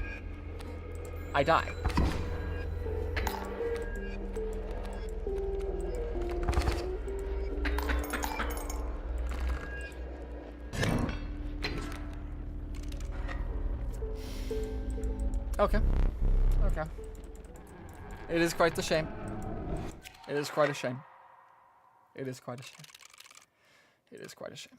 Oh my gosh. Oh my gosh.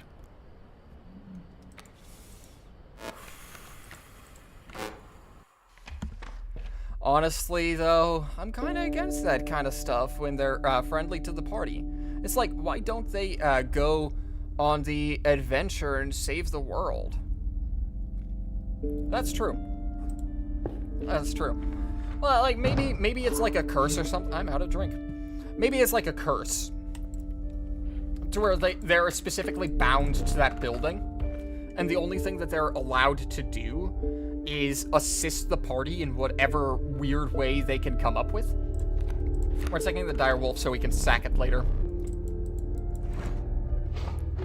I mean, that's a thought. You know what we were talking about? About sacking that dire wolf? We're doing that now. Immediately. Effective immediately. We're doing that now. We are going to sack this dire wolf and put it on... We have two... Oh, yeah. Duh. Of course we have two of them. Wait. Do I place this on a worker? No. No doubting. No doubting. It's easier to summon. It's easier to summon. Best believe that I know what I'm doing here. Yes. Please tell me. We gotta be able to get out of here. We gotta be able to get out of here. We gotta be able to get out. Come on. Okay, good. I will be able to attack your face directly twice. I think we have... We... Instead of saying I think, I know we have the ability to win this level. I know we do. Reason why, I've beaten the previous one. So it has to be possible. By convention of I've done the slightly easier version of it. And because it was not infinitely difficult to get to that situation, it has to be possible. When a card bearing this sigil dies, 4 bones are awarded instead of 1. I actually think that this is going to be quite useful. Not on its own, but it will be useful. What do I sack here?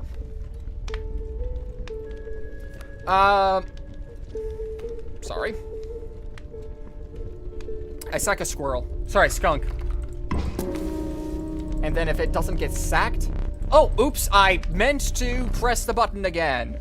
Well, we have a very tanky skunk now, which is, I guess, something that can happen, but, you know, I was hoping to just remove it from the deck entirely, but, hey, you know, beggars cannot be choosers. Oh, well. Oh, well. Flying Ant will immediately be getting summoned, though. Like now. Because if I don't do this, I will not have the firepower to attack later. And then we just leave this over here, gain a little bit more traction. We are fine. Honestly, the only reason I make my campaigns shopkeeper a magical person is so I can justify having them in convenient locations. That's fair. That is so fair. And that's a pretty good reason.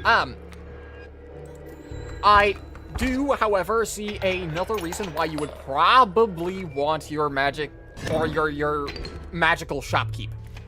It's so the party does not try to steal from your magical shopkeep. That's about it. Or, that's the other reason why... Oh, that's a gold pelt. That's a rare card that I will be taking very soon. Maybe not very soon. Like, very soon, but, like, very soon. Respectably soon. I will be removing you and tossing you on the skunk. Because you're a lot easier to get on the board, and what I can do is, after I'm done using you for tanking, I can sack you and get a bunch of bones. Now I can go into bones, because I'm not boned. Alright, Flying Ant, we're going to toss Flying Ant over here. We got both of our ant queens. Not the most ideal thing. but not awful either. What we're going to immediately, or not immediately, but we're going to take this. Yeah. And we're going to be fine. We just win. We win. We win. We win. We win. I needed to do that, otherwise the tree was going to attack my ant and be a problem. Rest in peace to all the level 1 parties that have been fireballed to death by archmages who decided to become shopkeepers.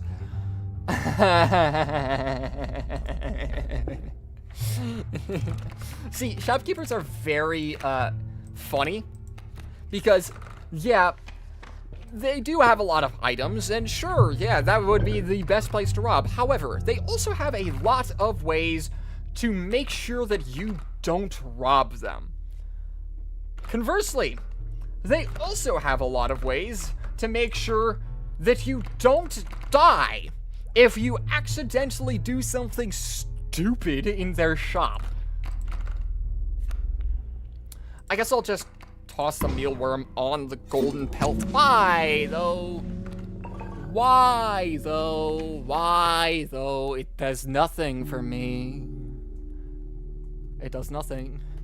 It does nothing for me. And I've used an item, so I'm super happy. I should have taken the squirrel instead of being able to chop, chop, chop one card, because the squirrel is a lot more consistent in its value, but that doesn't matter. That does not matter. What I need is powerful items. Not just bad items, powerful items. Honestly, a cool way of doing something like that is making a former player character into a, or from a previous campaign, into a shopkeep. Yes, I agree. I agree.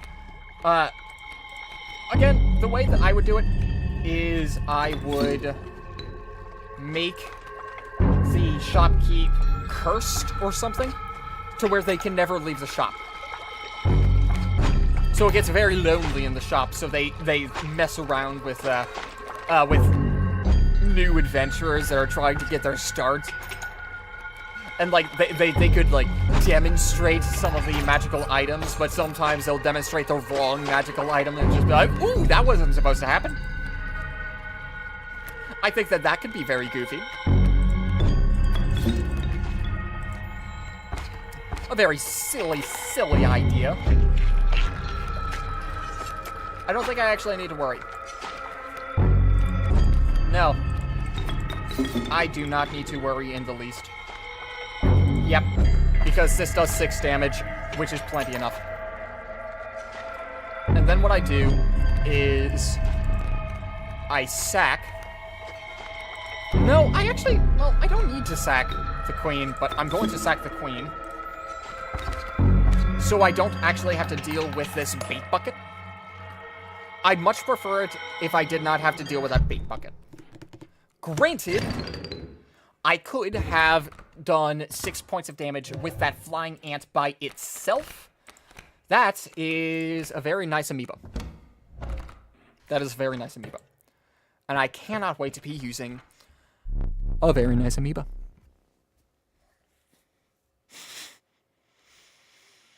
Honestly, it could also be that the shopkeeper is a member of the mafia and can call their personal bad people over at any time. Oh, that's right. You absolutely could. You get bouncers, basically. Ooh, that would be so funny. And what's even better, the party would deserve it. Because if they had to get the bouncers called on them, then they freaking, what were they thinking? Gosh, that's such a funny idea.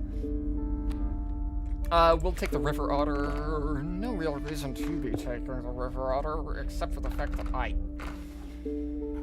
guess I should probably be doing that. I need a sigil. I need a sigil. This is the first, oh my god. Okay. Thorns! Not my favorite, especially on fragile bugs and ants, but hey, you do you, I guess. Thank you for doing business. I guess I just need to not die.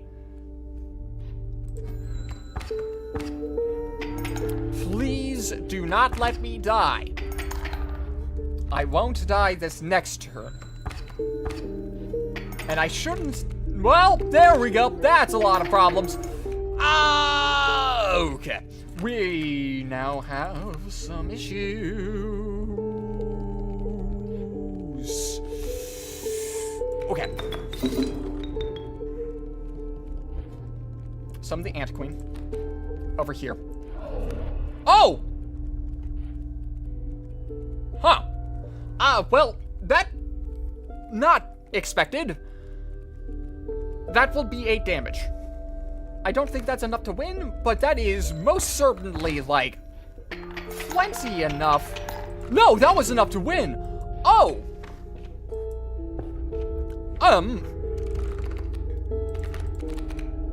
Huh. I'm taking the elk. It's not the elk, the coyote. Coyote. I need to get a... I need a sigil. I need a sigil. I need one so badly. Bugs! Dang it. Frick. Hive. Not super happy to see you, but hey, thanks for dropping by. I could really, see, here's the thing. I would love to be able to use that. However, I can't. You see, I don't have a sigil head for you, and I was just really hoping that you were going to be the bug sigil head that I needed to finish the piece of my puzzle. However, you were not that. That's not even your fault. It's not even your fault. But it's just not what I needed at the at that current moment. So and again, that's not your problem. That's my problem, and I'll be off on my own diddly darn way. We'll chop the dire wolf up before it becomes a problem. And just leave this here. Yeah. Now, we're in trouble. Like, we're in big, big trouble. We Ant Queen over here. Okay, it's just an Ant Queen. That's good. Well, not really, but like it's good because I knew what I was getting. I won't die this turn, so that's great. That ant, that poor ant, though, will be dying, and this poor wolf will also be dying. That's not what I wanted. That is very not what I wanted. We are fine. We are so still in this. Yep, we won. We won. Good! The whimsical shopkeeper has their own free protection racket. Well, I could imagine a nice old lady who gives the gangsters cookies every day so they get rid of people who mess with them. My gosh! Oh my goodness. Oh my gravy. Oh, yeah, that would be a really good... That would be awesome! And then they could be like the likable old grandma, but then they could also be like scary, so the players can like have a good chuckle whenever grandma is on screen. Oh, that would be so funny. I actually really like that. And then like that. And if the party's like really scared of her, then she could just be like, "Oh, come on in. I've made cookies. Come on. Wouldn't you like to share a glass of warm milk with Grandmama?" Or something like that. It would be just so goofy. Well, we didn't draw into a lot of the things that we need early on, which isn't great. I will be just drawing off the top. I thought so. It's a skunk, which isn't what I need. But, hey, it is something that I now have. What I will do is I will steal this wolf cub. Yes, I will steal that wolf cub. I will deal 3 damage with this wolf cub on my side. That ant will die. However, that does not necessarily matter. What we will now do is we will take this aqua squirrel, we will summon this skunk, and we will now use that... We will now sacrifice skunk to get the bones for the coyote to kill the wolf. Yes! Perfect! Perfect! S rank even. So good. And yeah, I guess while I have the time, I can summon this. Why not? Why not? Sure. They say something slightly insulting, then 2 gangsters come in through the backyard. Like with frickin' gardening hats. That would be so funny. Like one of them has a shovel. Maybe the other one has like a rake or something like that. Oh, hi. Bugs! Bugs! Bugs! Thank you! Thank you! You see, now I can use the totem that you so graciously gave me. Thank you so much for giving me that amazing gift of power. And I will be using this totem, alright? I will be using this totem. It is such an honor to be able to use an ability that you are giving me right here and right now. Oh my gosh.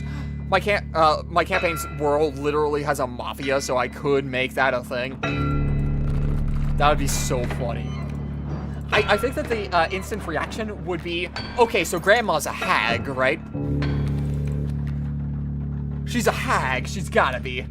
When in actuality, she's just a sweet old lady that's, well, terrifying to deal with because, like, what are you gonna do to her?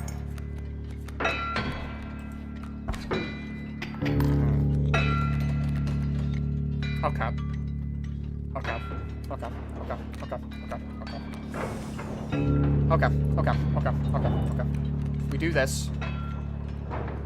We do this. Then we just leave this alone. We don't do anything to it. Let me tell you Let me tell you, lot. The shovel isn't just for gardening, you know what I mean.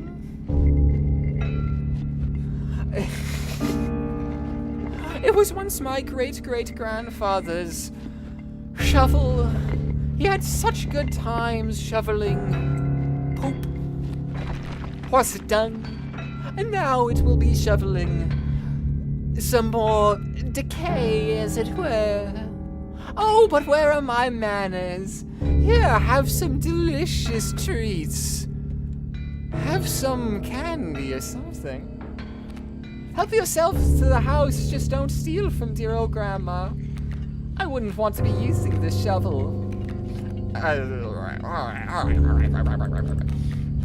Let us be doing something more productive. And kill you.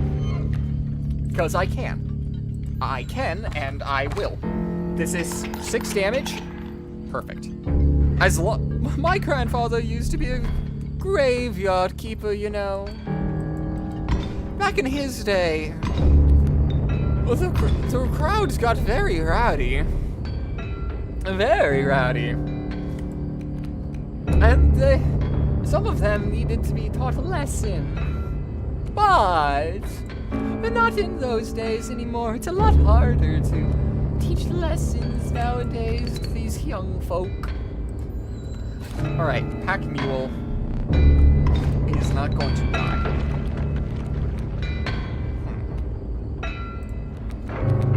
We're gonna summon this ant right here. This ant is gonna kill this coyote. Perfect. That bloodhound will attack, but it doesn't matter. We're gonna go ahead and summon this river otter that is going right. Oh! Never mind! River Otter is actually a huge problem for you! Oh my gosh, I keep forgetting that this card is even in my deck. I'll be honest, it has saved me a few different times in this run. Oh my gosh, I'm 1000% doing that in my next campaign. That would be so lovely. That would be so good. Go get grandma's some lemonade, would you, dearie? I've been so hard at work these last couple of days. It would be I would be so grateful if one weary old lady could have some lemonade right about now. Fetch. Now, speaking of NPCs, I am really happy with one of the NPCs that I accidentally added to my most recent campaign. I accidentally added an NPC, and his name is Terry. His name is Terry the Skeleton. As you have heard, he is a skeleton. And basically, one of the first missions that they went into, they had to go and search for somebody in a crypt. And Terry the Skeleton was one of the scouts in the crypt. Well, he wasn't a scout, he was more waking up from his nap. And the party found him as he was waking up. Terry is just a lovely old skeleton that's basically lost his mind. But like, he's not mean, he's just kind of a funny little dude. I really enjoy Terry. Terry's a very fun little dude. He's a goober.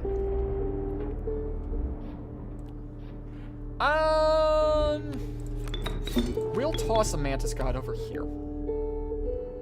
Yes. Toss the Mantis God over here. Wolf Cub will get attacked. Yes. Wolf Cub will get attacked. Flying Ant is gonna go over here. That'll be 2 damage. 2 damage.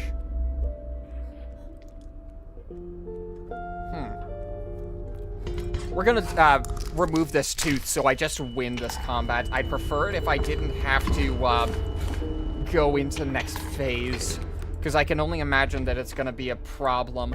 Not to mention, that's one of the very few occasions where that item is going to actually be useful. Gosh dang it, why am I not getting any bugs anymore?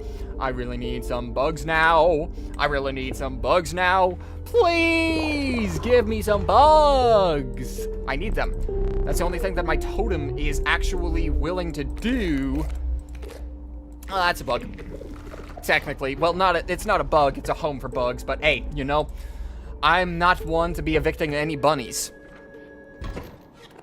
It's even further funnier since I have a concept for an investigations campaign, which would make this even funnier if she was a witness to a crime and you can't question her on the mafia stuff.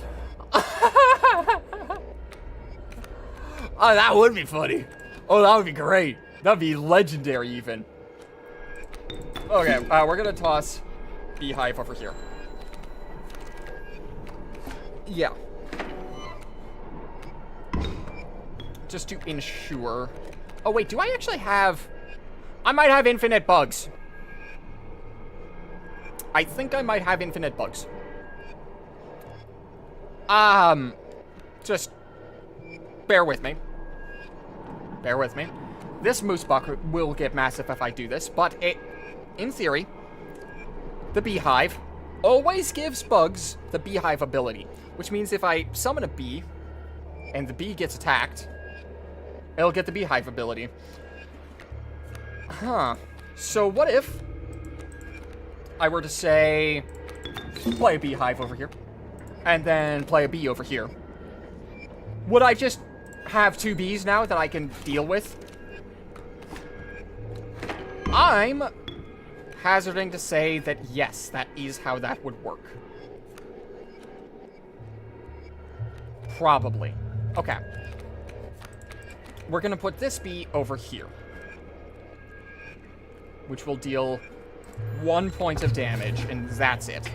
And it'll slowly whittle down this guy over here. Yeah. Now, we draw this. Direwolf pup. Not what I'm looking for, like, in the slightest. Okay. We get you on the board, and we put you on the board. Yes. Yes, yes, yes, yes, yes, yes, yes. I now need to put a bee in front of this guy so I do not die immediately. Hold on. This isn't a good strategy, but now we have a strategy that can work, in theory. Right, I need to draw a card. Draw skunk. That's not really what I need, but hey, you know, it's not what I need. Okay, we will toss a bee over here and a bee over here. I could also toss a worker ant onto the board. Actually, you know what? For good measure, I will be tossing a worker ant onto the board. Ant Queen dies. Moose moves over.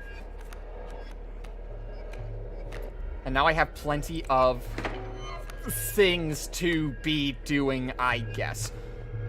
Do I have another bee? Well, not bee. Do I have... No, I do not.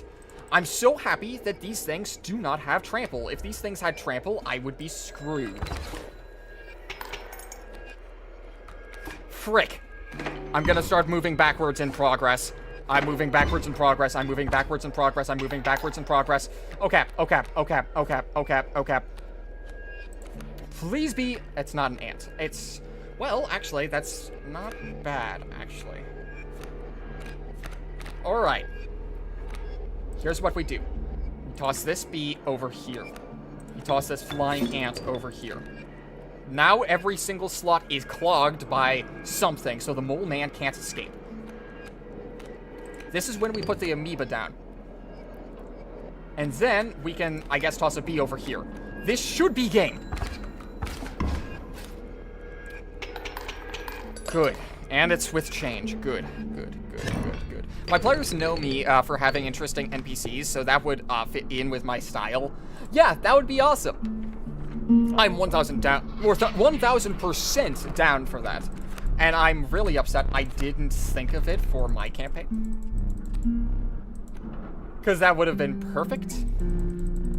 Alright, we got a success. I guess we can... Oh my god.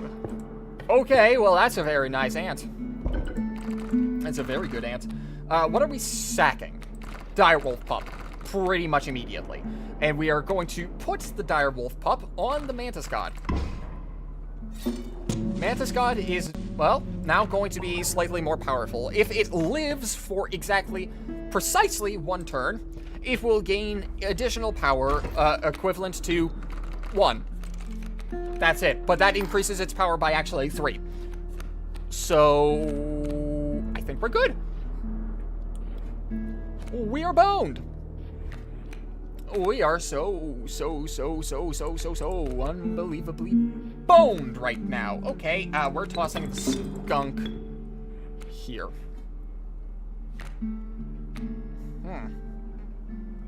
If we toss the skunk there... Okay. I know what I'm doing. I'm tossing the river otter. Oh! Okay, well...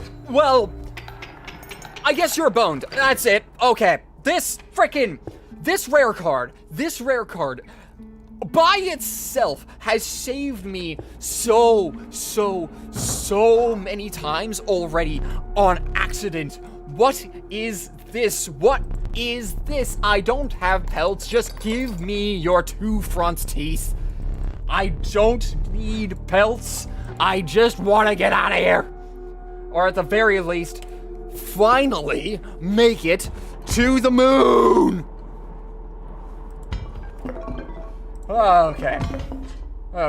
Okay. I feel slightly better. Frozen opossum isn't even really that good, but I guess I will be taking it because I'd prefer to be taking that over the other items there. There's only one other item there that I was thinking about taking, and I've already forgotten what it was. Okay, what is my preferred card to be doing here? Let's do this. Please get both of the sigils right. Oh, actually, that's not bad. That is really good. That is ridiculous. Honestly, though, we could both use the concept. It's not like you can It's not like you can copyright an idea like that. That is true, though many have tried. Many have tried. I just wish I had thought of it earlier, because, like, that is really freaking cool, and I love it. Okay. Now, how do I make this work? Well, I think that I make this work by doing the strategy that I thought I was going to be doing in the first place.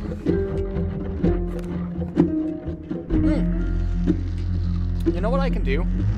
I'm not obligated not to use items. So, what I can do is I can toss you over here, which will give me a B. And then I can go ahead and chop this one down. It didn't necessarily have to be that one. I'm just going to chop that one down. And then I'm going to play this ant over here. There we go. Here we are. Here we are. Here we are. Here we are. I will get a B for this. This is fine. I will get a B for that. This is okay. This is okay. And we got the super flying ant that I was hoping for. I think I win right here. I don't necessarily win on the spot, but hey. Oh, wait, no, I don't win because I lost one of my ants. Well, that's fine because I should win now. Wait, maybe not. Hold on. No, I'll win now. Nah, I'd win. Nah, I'd win. Hold up. Nah. Yeah, come on back. Come on back. Come on back. You ain't able to hurt me. All right, fine. I'll draw a card. Fine, I'll draw your dang card. Oh, you think that you got the best of me? Nah. Nah, I'm in the driver's seat. I'm gonna win. I'm going to prove to you that you ain't the best of me. Alright? You are gonna get out of my way, alright? And you are going to do it gladly before I prove that you are a fraud. Alright? I will be taking this card, and I will be taking this card. And that's it. And now, I will be taking whatever comes to my dang hand, and I will be summoning a bee. I mean a bee. That's what I said already. I thought that I said something else, but it was not something else. It's a bee. Now you're gonna have to deal with the wrath of the worker ants because I summoned more ants. Alright? Which is allowing me to summon another ant! Oh, you thought that you were gonna be able to get away from this! The wrath of... well, whatever this is. Hunter. What am I going on about? Finally, we got to phase 4. Finally. Good. I'm happy now. We're so fine. Deuce or Mole Man? We're taking the Mole Man. We're taking the Mole Man. We're taking the Mole Man. That's one of the reasons I love D&D. Home games are a free far all as far... with copyright. I agree. Largely. That's also why I really love that Wizards of the Coast recently put their 5e 2024 SRD into Creative Commons, so anyone can use the 24 5e stuff. Really? I did not know about that. I did not know about that. I'm really happy that they're doing that, though.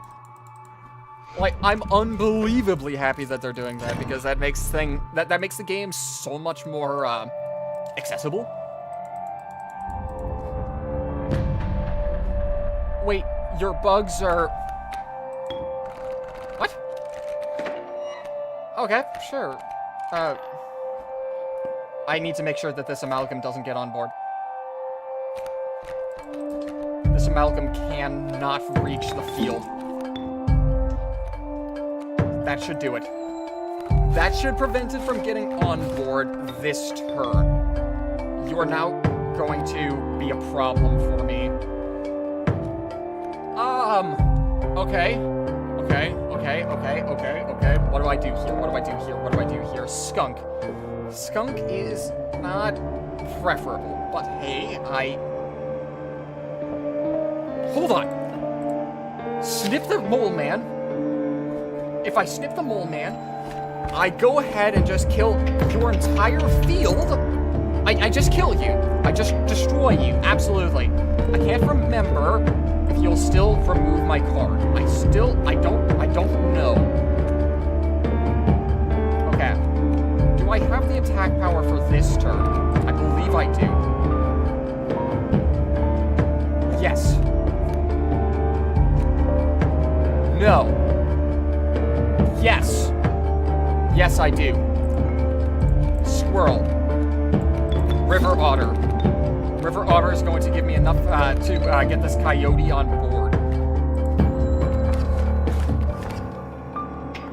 Now, we run into a problem, though.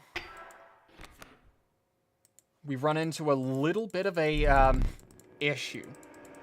I don't know how we're going to beat this guy. Like, Does the skunk work? No. It was worth a shot. Okay. We are now going to attempt to, bee cheese you. We're going to attempt to cheese you with a bunch of bees, is what I'm going to do. Please? It is an ant. But actually, more notably, this is an ant that gives me extra power. Oh! Again! You keep on surprising me! What is this? What is this?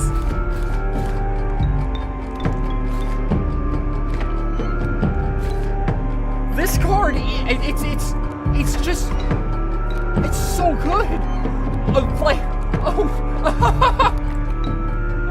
Oh my goodness! Bee! Get him! Flying in! No! Actually, that's fine. Actually, that's fine. It's not great, but at the very least, I can... At least I should be able to deal with it. Okay.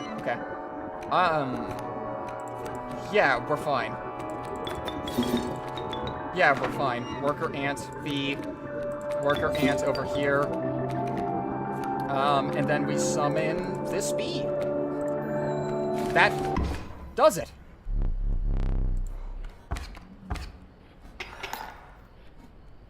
You did it. We did it. We did it. Okay. That felt really good. Like, really good. Oh my gosh.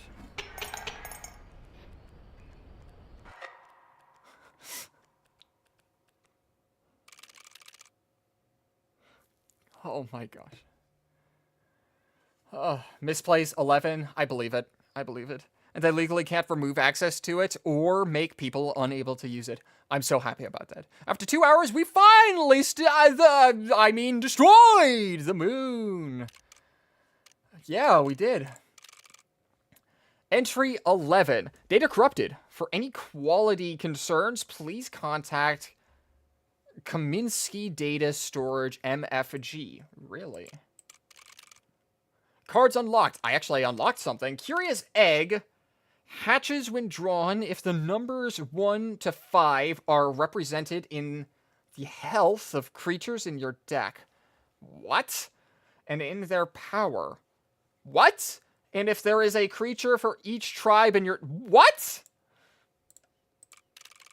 Oh! Starter deck unlocked! It's eggs! It's eggs! Challenge unlocked! Grizzly bosses. Grizzlies appear during the first 3 boss battles. No. Well, first off, I just want to... Okay, that's good. We have a new deck, but, that's it. That's it for today's episode. So thank you everyone so much for watching. If you like what you saw, hit the like button, subscribe button, and I guess leave a comment if you're watching this after the fact. And thank you everyone so much for tuning in. It really does mean a lot. It does go a long way to help the channel. Thank you for good conversation. It really is appreciated. It's like we stimulate ourselves by talking about random stuff, but when the ending is reached, all conversations stop and we focus on the game. Yeah, it really does feel like that. Oh my goodness. But thank you so much for tuning in. And I guess I'll catch you in the next episode. So goodbye. Oh dear.